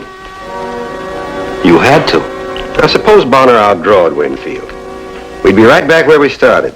Only Bonner'd have two killings behind it. You think Bonner had a chance? Against Cal Winfield? I don't know. From the way Bonner handled himself, I'd say he had a chance against anybody. He's still only one man. There's three of us. Them are good odds. This is probably my last job as sheriff of Cuchilla. I don't suppose I've been the greatest of sheriffs, but before I turn in this star, I want to see this thing through. Even if I can't do it, I want to see Bonner brought in. That's why I sent for the federal marshal. Well, in that case, Sheriff, me and Pete will head out. We got a date in Mexico. Ain't we, Pete? Yeah, sure we have.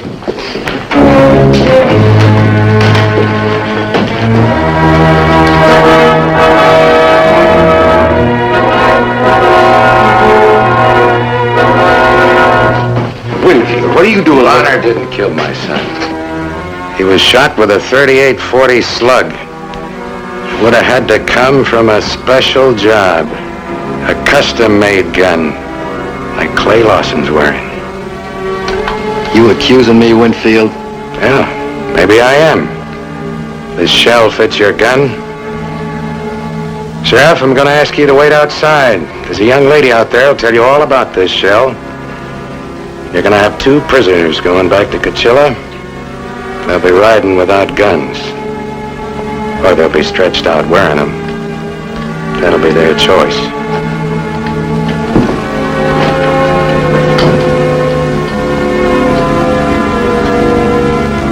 Now you can either drop your belts or make your move. If you want to know who you're drawing on, I'll tell you. Vint Bonner here is the only living man that they said was as fast as me.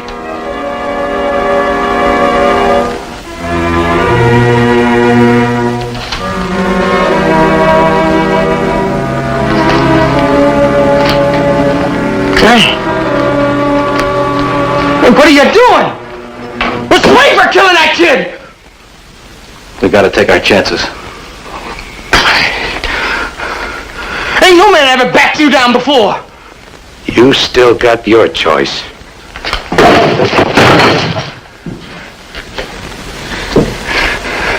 Clay, what'd you have to go and drop your gun belt for? 2 against 1. That might be good odds. The same odds you gave my son.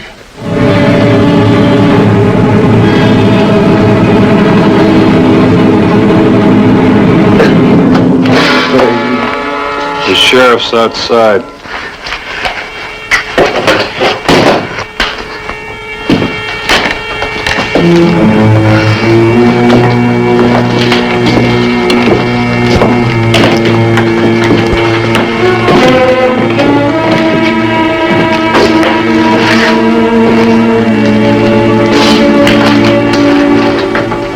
I don't know why I didn't kill him. I should have killed him. Same reason I told your boy. Takes a bigger man to lay him down than it does to use him.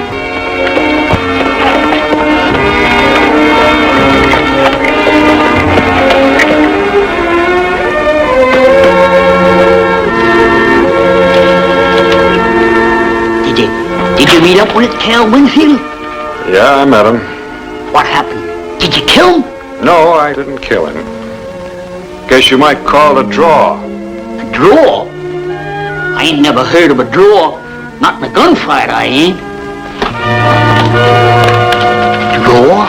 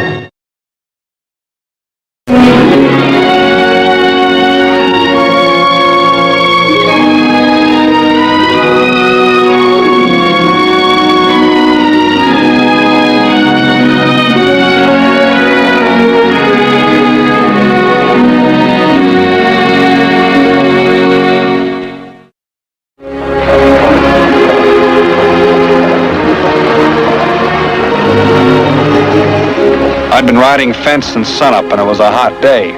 Hotter than usual. For the last 3 hours, I'd been thinking about just how a cold beer would taste. Hi, Fid. Hi. Give me a beer, will you? Hot enough for you? Yeah, plenty. Well, what do you know? Not much. There you are. Thanks.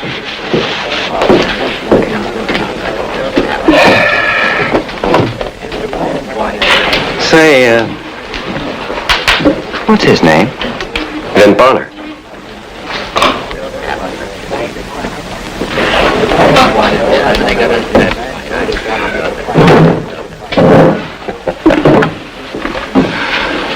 Where in the world did you pick up a name like Vint Bonner?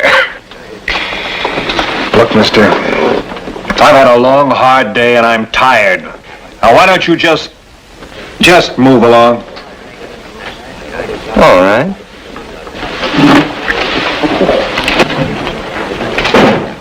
That's the way you want it.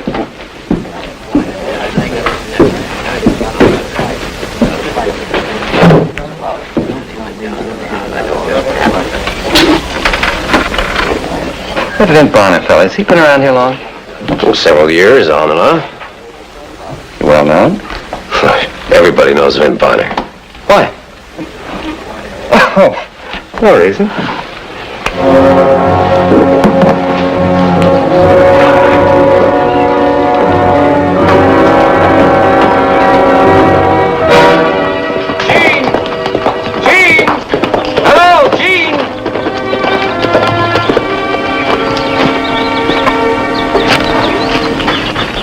Ain't seen you in a long time. What do you want? Yes, it has been a long time. Oh, you're a dead ringer, Gene. Without that mustache, you're a dead ringer. What are you talking about? A fellow up in Hondo, name of Bonner. Vint Bonner. Never heard of him. Did you come through a radio on your way? Oh, yes, I did. Now, this Bonner... Did you hear anything about the El Paso stage robbery? Well, nobody has the slightest idea who did that. They said there were only a few $100s in the strong box. $225. 3 passengers. Woman was kind of pretty. I could never kill a woman. Woman can identify you as quick as a man. Well, you hear what I have in mind. Of course, that was when the whole thing started. I didn't give it much thought at the time. Or even when he came back to town about 3 weeks later with the sick man. Looks like something real drastic happened to that fellow. Hope it wasn't smallpox. A couple of wing feathers from that bottle of ancient owl, my friend.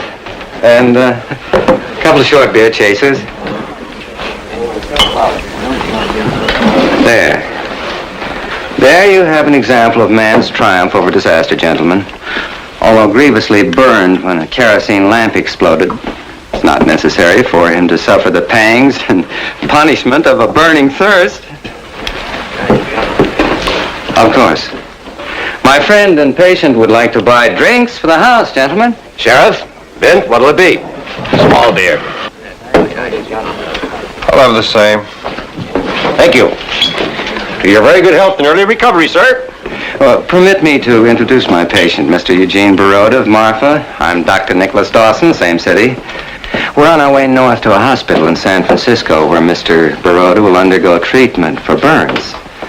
We've elected to stay in your fair city for a few days while my patient recovers his strength. Windy fella, ain't he? I'm Miles Seacamp. I run the King Hotel right next door. Well met, Mr. Seacamp. Perhaps you can arrange suitable accommodations for us. Sure can. Right this way. Sounds a little loco to me. Yeah, it takes all kinds. Now, you just sign right here. Let's see. Here. There you are. Room number 8, end of the hall, right in the corner. Do you have a back stairway? My patient is a bit nervous about fire, naturally. Oh, naturally. Gotta have a back stairway, else he couldn't go out the back, huh?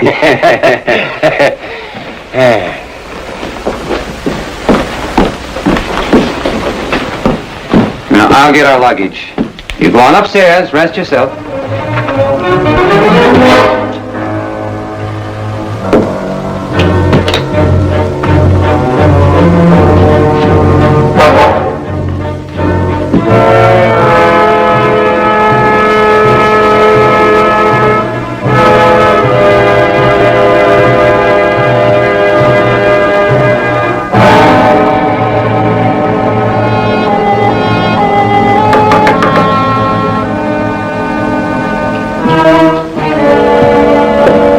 Dr. Dawson. Well, was I right or was I right, huh? Like looking in a mirror. It's like taking candy from a baby. Taking candy from a little girl baby. One that's fast asleep at that.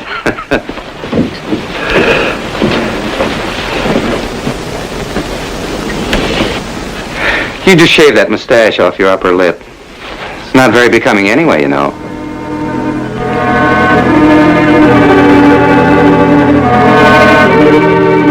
Oh, that is incredible.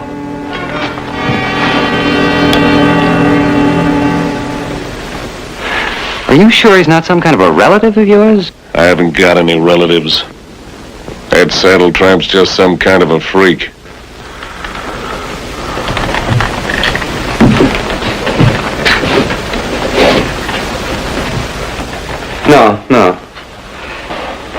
No, he doesn't walk quite like that, and he holds his mouth differently.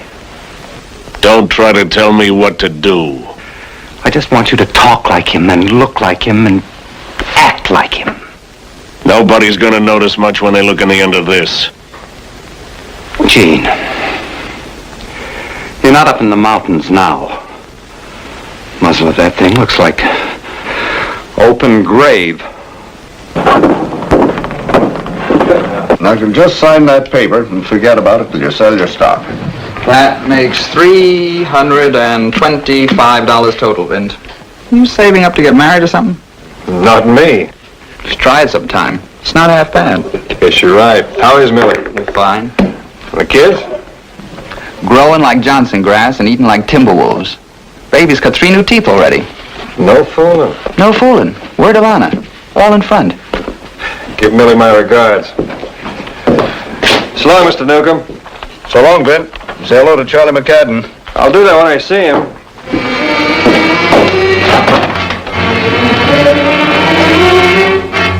It was the following day, and I was way up on the North Fork of Cottonwood Creek, as happy and contented as if I'd had good sense, and without the slightest inkling of what was taking place that very moment in town.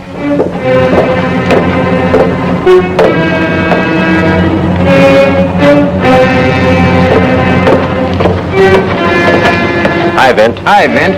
Hi.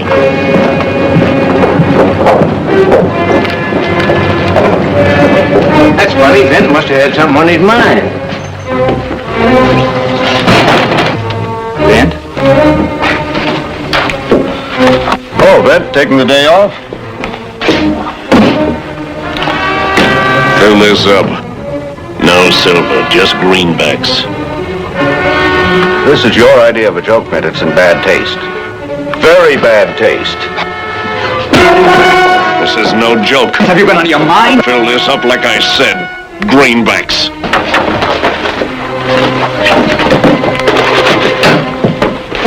Get the rest.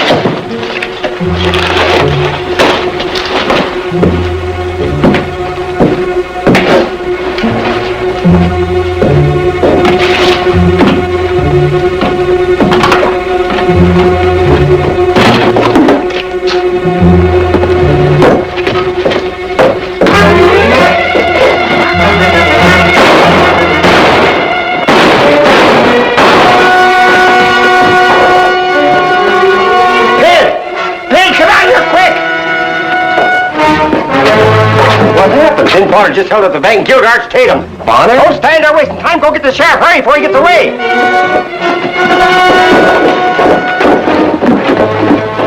Let me through here.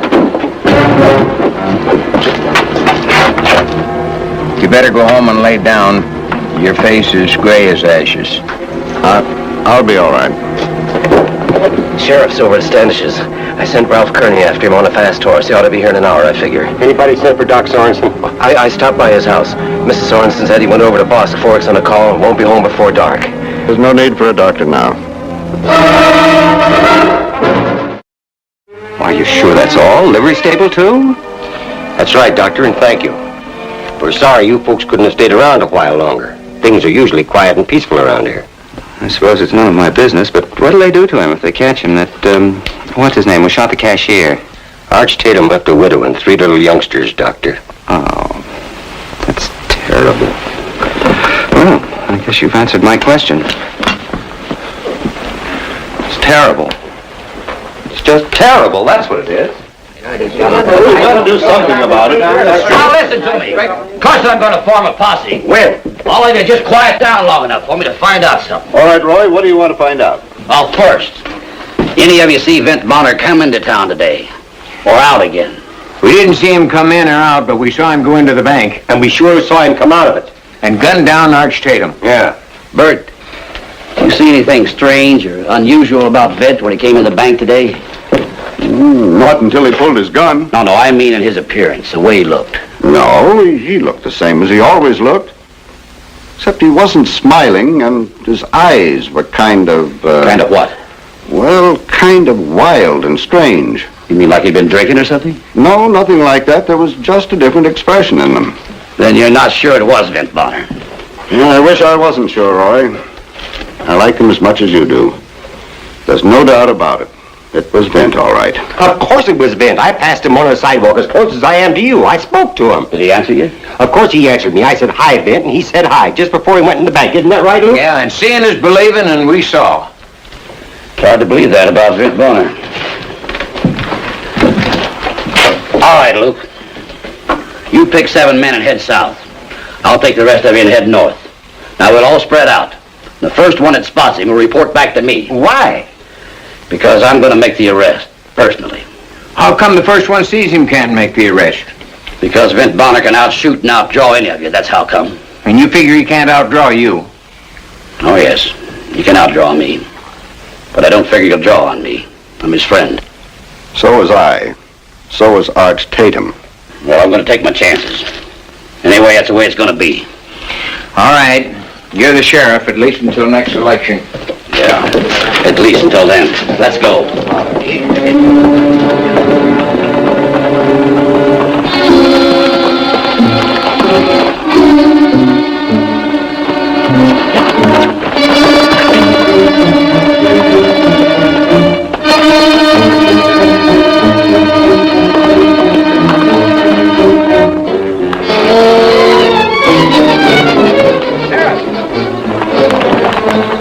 I found him, Sheriff. I found him. Where is he? Why, up Cottonwood Creek, about a mile.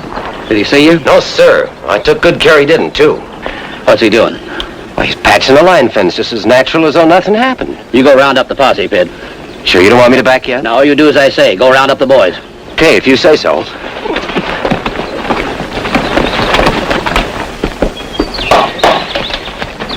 Hi, Sheriff.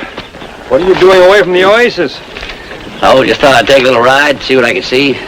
Well, there's nothing up here but the scenery and me, of course. How are you feeling? Fine. Why? You call that wire tight? Well, sure, it's as tight as a fiddle. Well, you're getting kind of tricky in your old age, aren't you? Take it easy, Vint. I don't want any trouble. All right, Sheriff, I'll go quietly, but tell me something. Why are you practicing on me? Not practicing. I've got to take you in. What are you talking about? They say you robbed the bank today and killed Arch Tatum. Huh? Who says? Bert Newcomb, C Camp, Weber, about 1:15. Well, I don't care what they say. I've been right here all day. All alone? Of course. Well, I don't know what to think. But this is for sure. I'm going to see that you get the best doctor and lawyer in the country. Doctor? What's the matter with you, Roy? You think I'm loco or something? What else could it be, Vint? I know you wouldn't do a thing like this if you were right. Now, look, I've had just about... don't make this thing any harder for me than it already is. I'm your friend. I don't care what happened. Go get your horse. You didn't do it. It was your twin brother. Since I haven't got a twin brother, it's got to be someone else. Someone who looks like... Say, Roy. Yeah. You know that fellow Dawson, the one who calls himself a doctor? Has that patient with a bandaged face. What about him? Well, I saw him over at the saloon about 3 weeks ago. He thought he knew me. It could have been someone else. Why don't we take a look at that man with a bandaged face? About your size and build. You could be right. He could be a ringer. That's right. Get him. He left town right after the shooting, heading north. Well, then you better head south toward the border. I can't leave here now, Vince. I can't leave you alone in this jail. Well, I'm not going to break out. No, but somebody might break in. What do you mean? Feeling's been running high, Vint. Arch Tatum's well thought of. You know men don't make good sense when they get real mad. You mean they might come for me? That's right. They're out in the street now in small groups, talking quiet. Boy, that's ridiculous. I've known these people a long time. They're friends of mine. A murderer doesn't have any friends, Vin. And they saw you do it. What are you going to do? I'm not going to let them get you. I'm going to let you leave before they get here. They could take this out on you, Roy. No, they won't. You're going to knock me out and lock me up. I don't know what to say, Roy. It's good to have someone believe in you. Hit me. Roy, I don't want to hit you. Hit me!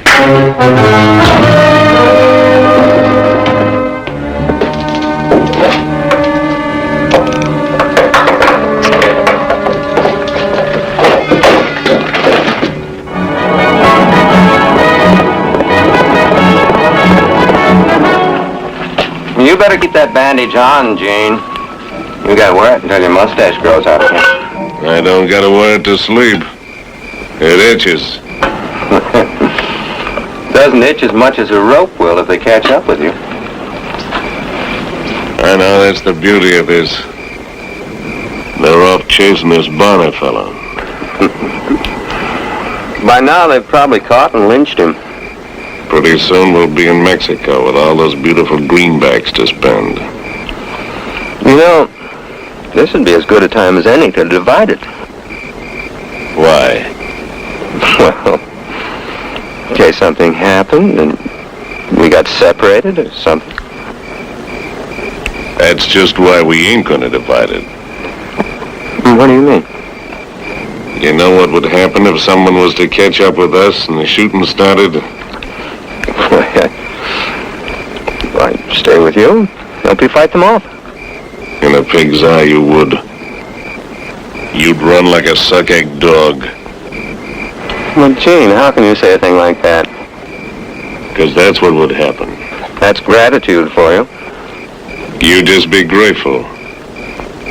I could have took it all. I took all the chances.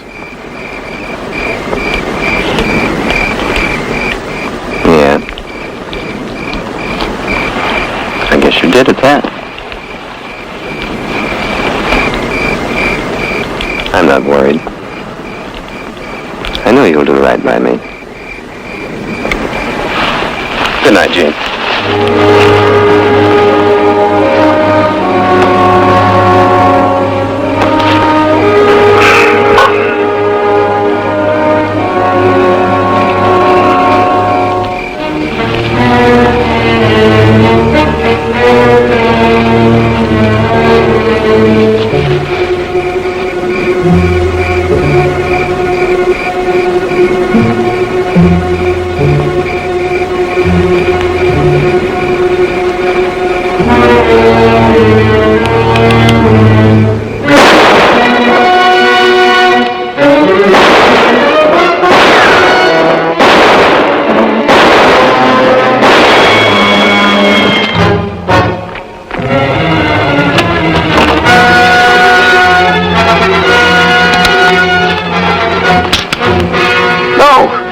Gene, no!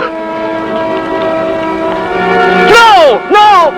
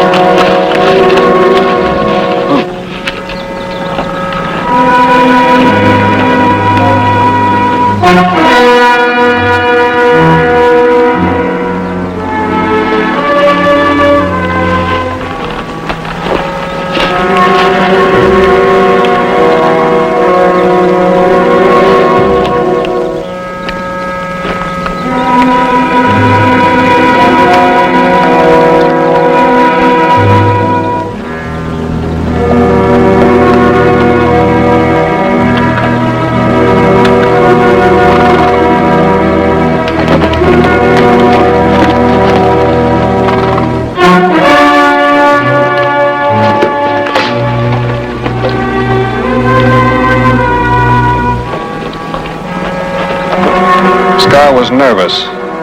Spookier than I'd ever known him to be. I couldn't blame him. I felt the same way, but he was getting hard to handle.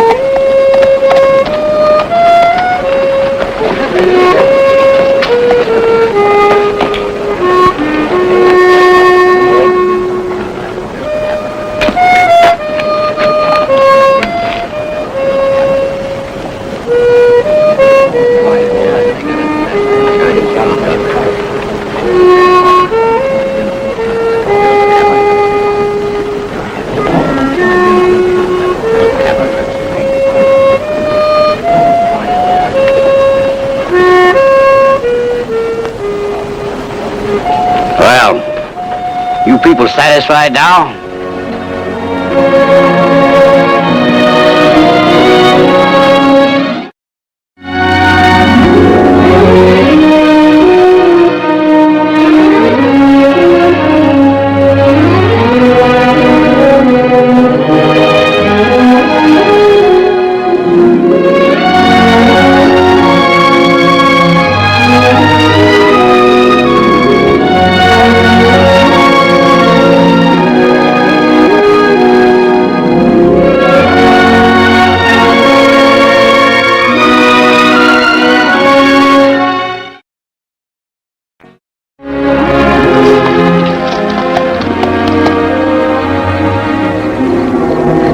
Get off that horse.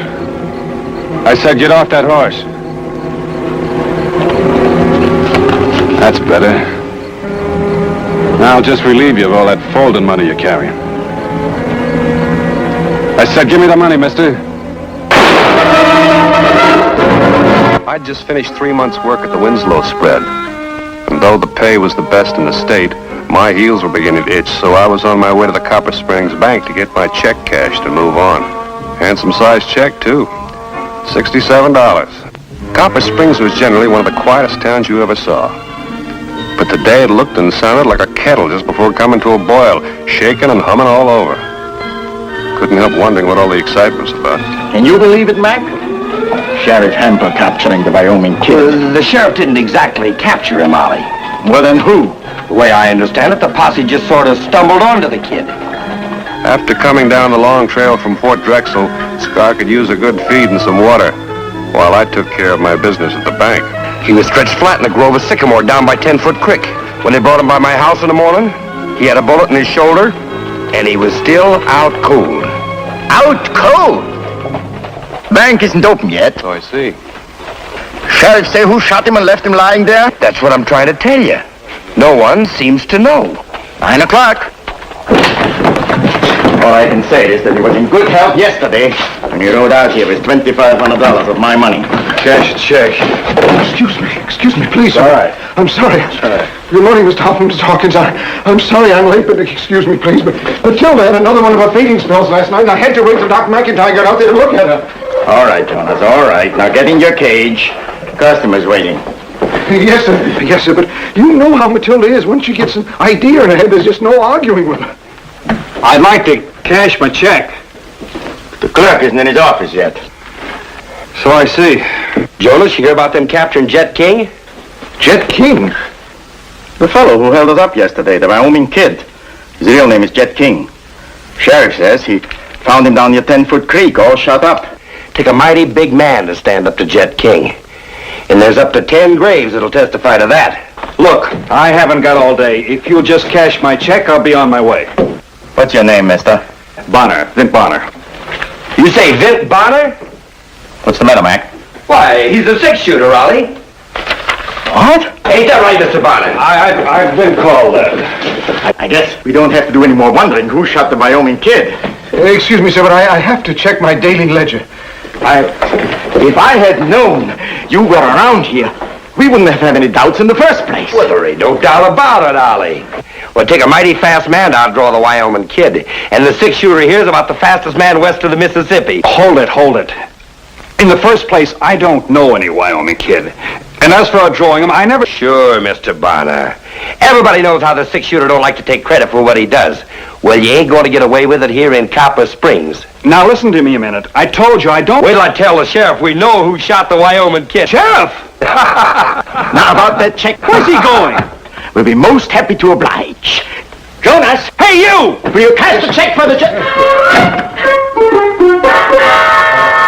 Bonner, come right in, sir. This is a real privilege to meet you. Mac was just in here telling me all about it. He just scooted through that door to spread the news all over town. Look, oh, not that I wouldn't have got that Jet King myself sooner or later, but you sure did speed up the operation. Yes, sir. Have a seat, son. Sit right down. Sheriff, look, I want to talk to you about that. Oh, now, don't you worry none about the reward. I'll see that you get every penny of it. Reward? I don't want any reward. Everybody says you're the generous type, all right. I'm not that generous. Look, when Jet King comes to, ask him if I shot him. Oh, Jet, he came to quite a while ago. Old Doc McIntyre's passed him up near as good as new. Well, fine. Just ask him if I shot him. Ask him? Well, what do you think I did as soon as Mac told me about it? Jet says you made a lucky draw. He's got to have an alibi. You mean he says I shot him too? You're the six-shooter, ain't you? Well, that's the feller he said done it all right. I think I'd like to have a talk with Jet King. Well, I reckon we can arrange that.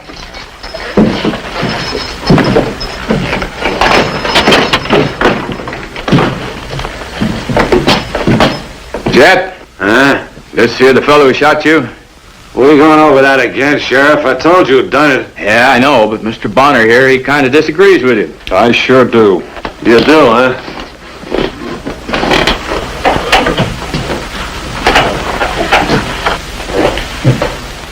You were ready enough to pull the trigger last night. Why are you trying to lie your way out of it now? King, you know I didn't shoot you. Sheriff, I give you my word. Ah, Mr. Bonner, we all know how you feel about accepting honors, but this time you're not going to be able to get out of it. As a matter of fact, I believe there's a little doings planned for later on this afternoon. After the parade, that is. Parade? There won't be nothing much. Just a way for the folks here in Copper Springs to show their appreciation for what you've done. Sheriff, I want to talk to Jet King. Alone. All right, Mr. Bonner. I sure don't see what you hope to gain by it.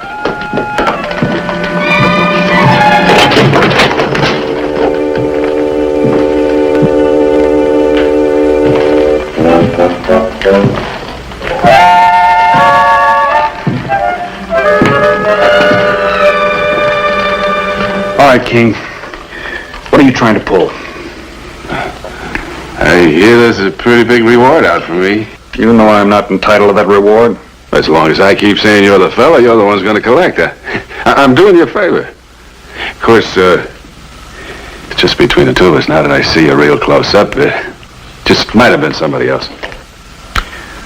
Must have been a real fast gun. He wasn't. I mean, I'm fast too. Plenty fast. No matter how fast you are, there's always someone a little bit faster. Not too many, Banner. Maybe you, one or two others, but not too many. Oh, sure. But you could be getting a little old, slowing down a bit. Slowing down? I'm just as fast as I ever was. You think I'm going to let folks know that I was outdrawed by a little runt with gray hair?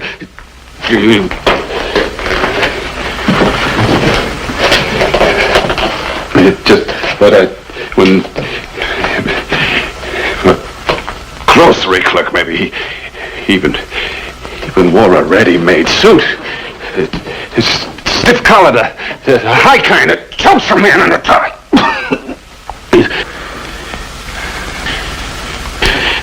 Who would ever thought a runt like that would know how to use a gun? Well, suppose we just tell that to the sheriff. Oh, wait a minute. Tell the sheriff what? What you just said. I ain't telling that to nobody else. Nobody. I got no choice. It's one thing to be outshot by Vet Bonner, but that ain't so hard to swallow. But the idea of being outdrawn and outshot by a nobody. Why, I'll never be able to face my friends again after I break out of jail, that is. King, you're talking like a fool. Yeah. Yes, sir, Mr. Bonner. It sure was a lucky break for me when the sheriff said you were in town. After all, I got my reputation to consider.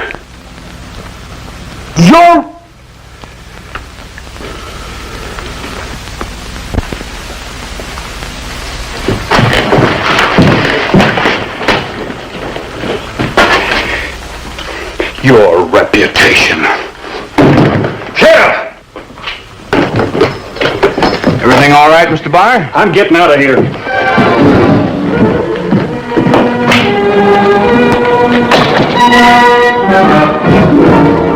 Just wasn't any use trying to convince people. They wanted a hero, and I was it, like it or not. Well, there's one thing I could do. I could clear out of town. And then I remembered I still hadn't cashed that check.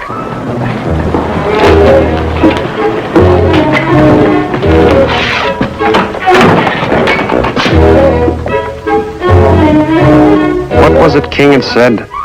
Something about a little gray-haired fella wearing one of those ready-made suits and the kind of stiff collar that chokes a man half to death?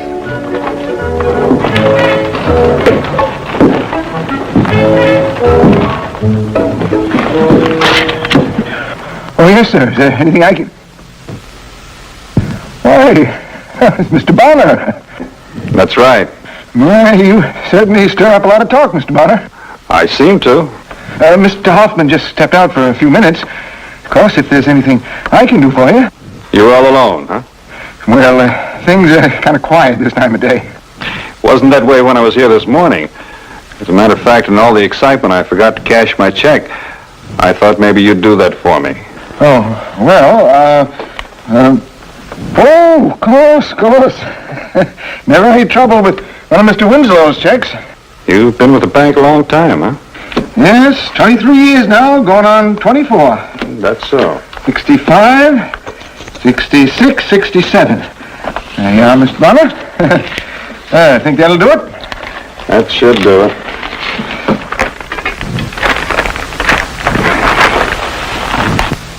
Would there be anything else, Mr. Bonner? Well, there is one other thing. I was just over to the jail. Had a long talk with Chet King.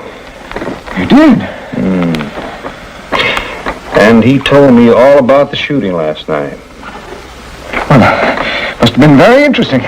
Well, excuse me, I have to get back to work. And he gave me a description of the man who shot him.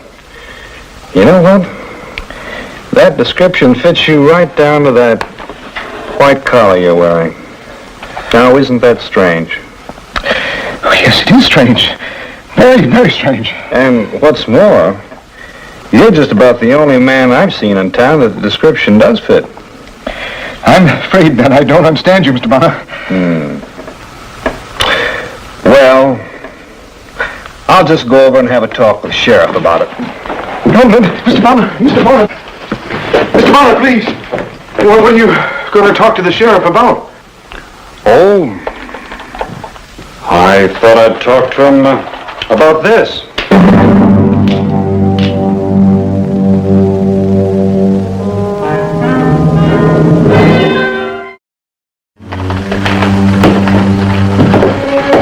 Now, suppose you tell me how you shot Jet King. Well, I was late. I was late for dinner. I was out at the Widow Tolliver's on business, and I knew that Matilda would probably be a little worried if I didn't show up soon. So,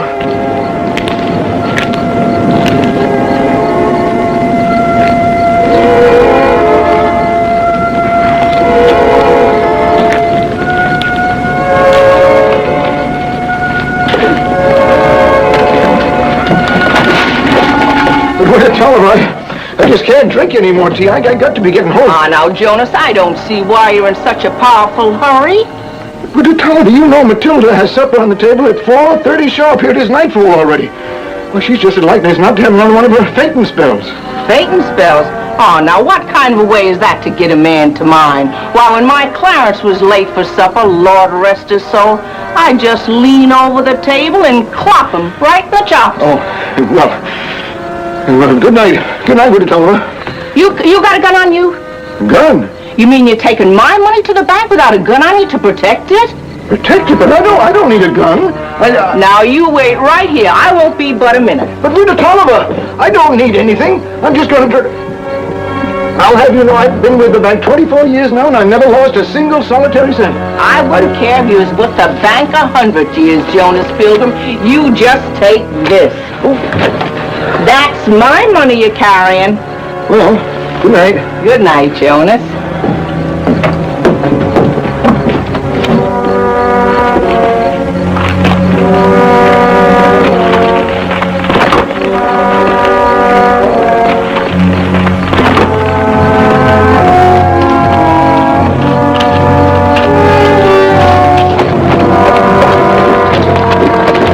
As far as you go, mister, get off that horse. What do you think you're doing? I'll just take that horse you're riding. Get off. Well, this is absolutely the most outrageous thing I said get off that horse. Yes. That's better. Since you're carrying that bankroll, I'll take that too. What? I want that money, mister.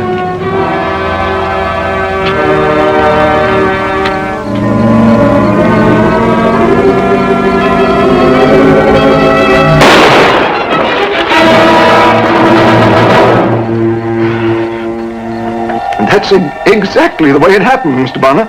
I didn't intend to. I didn't even know who he was. I wasn't here when he held up the bank. Well, no telling what had happened if you hadn't been. It all happened so fast. I mean, the way this fella came at me out of the dark, grabbed my horse, pulled his gun. Oh, I shouldn't have done it. I don't know what got into me. Now, don't tell me you're sorry you shot a man like Jet King. Mr. Bonner, Well, the fact is, I'm a married man. What's that got to do with it? Matilda, that's my wife. Well, Matilda's kind of particular about things. She's terrible particular about me, for instance. That's why I gotta wear this doggone collar. Well, I'm sorry, Jonas. I still don't see... But, Mr. Bonner, don't you see, if Matilda thought I even so much as touched a gun, why... I don't think she'd ever let me out of her sight again. Well, looks to me like you take care of yourself pretty good. Well, as a matter of fact, I have had some experience with a gun. I don't know, I guess it was just some old instincts coming out in me. First thing I knew, there he was, lying there in the dirt. You mean you used to be a gunfighter? When I come out west, a fella had to be able to shoot his way out of a spot or two if he wanted to stay alive. For instance, once when I was...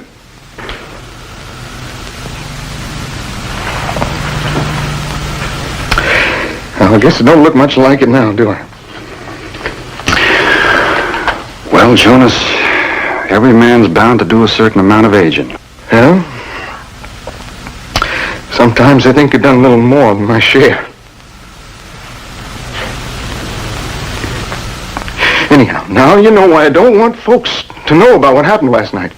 Well, that's all very well, but, Jonas, I can't take credit for something that you did. But, Mr. Bonner!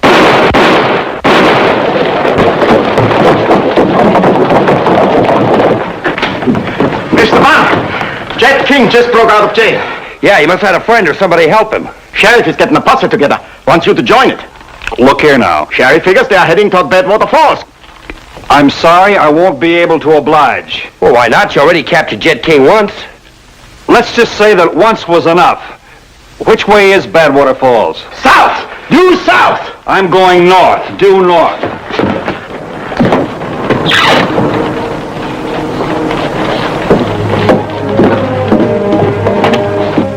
Inside of 5 minutes, the whole male population of Copper Springs had galloped out of the other end of the town, headed south. I guess that made Jonas Pilgrim and me the only two men in town who had run off with a posse. Not that I was especially glad that King had broken jail, but they were bound to catch up with the Wyoming kid sooner or later.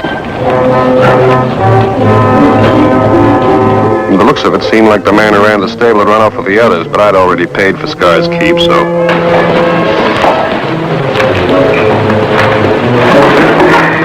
Don't move. Now, you just keep holding on to that saddle, Mr. Bonner. Get to the door, keep your eyes peeled. One more move and I'll blow your head off. You're not going to get away with this, King. Nobody to stop me except you. That shoulder will slow you down some. Don't worry about me, Bonner. I'll make out. I'm taking your horse. There are other horses. Not as good as yours.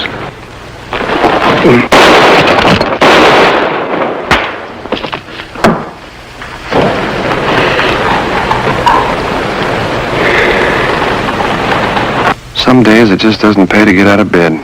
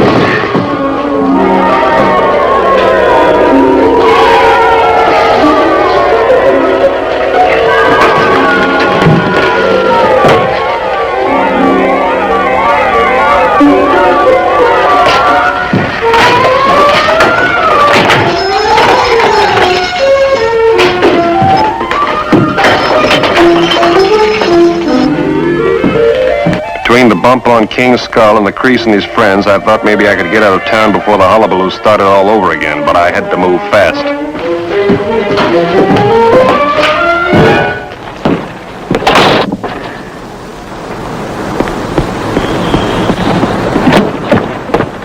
Oh, Mr. Pilgrim. Oh. You through for the day at the bank? Oh, yes, we close at 4 o'clock sharp. I'm on my way home now. I wonder if you'd mind doing me a little favor. Put off your supper for a while. Till the posse gets back, that is. Well, what for, Mr. Bonner? Well, you see, the sheriff left with the posse, and there's no one watching the jail. I don't see what difference it makes. Jed King was the only prisoner, and he's escaped. Well, now you never can tell, Mr. Pilgrim. Suppose someone was to break in. They could do a lot of damage. You can't tell what important papers the sheriff might have in his files over there. Oh.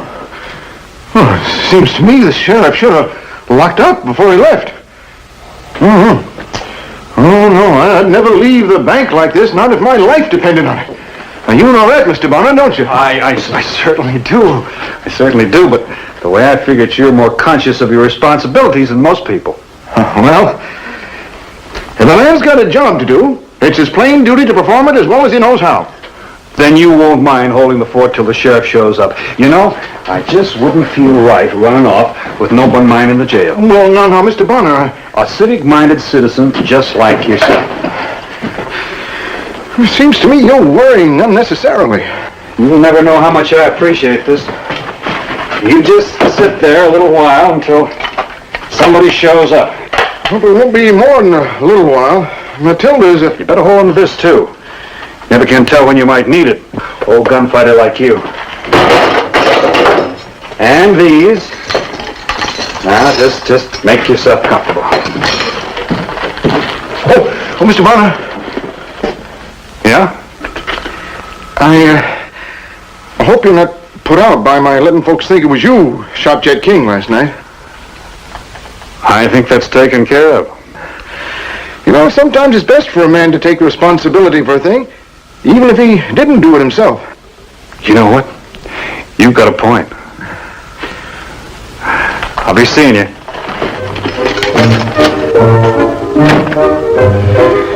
Sure was nice riding out of Copper Springs with $67 in my pocket. Though I would have given a good part of it to have seen the expression on the sheriff's face when he...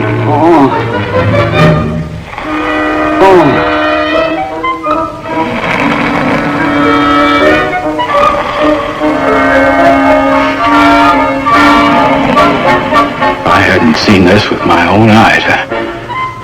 I swear I wouldn't believe it. Kind of tickled me that Jed King's reputation would never be the same. Though I admit I was a little worried about how Matilda would react to Jonas's newfound talent. But then wasn't it Jonas who said that sometimes it's best for a man to take the responsibility for a thing, even if he didn't do it?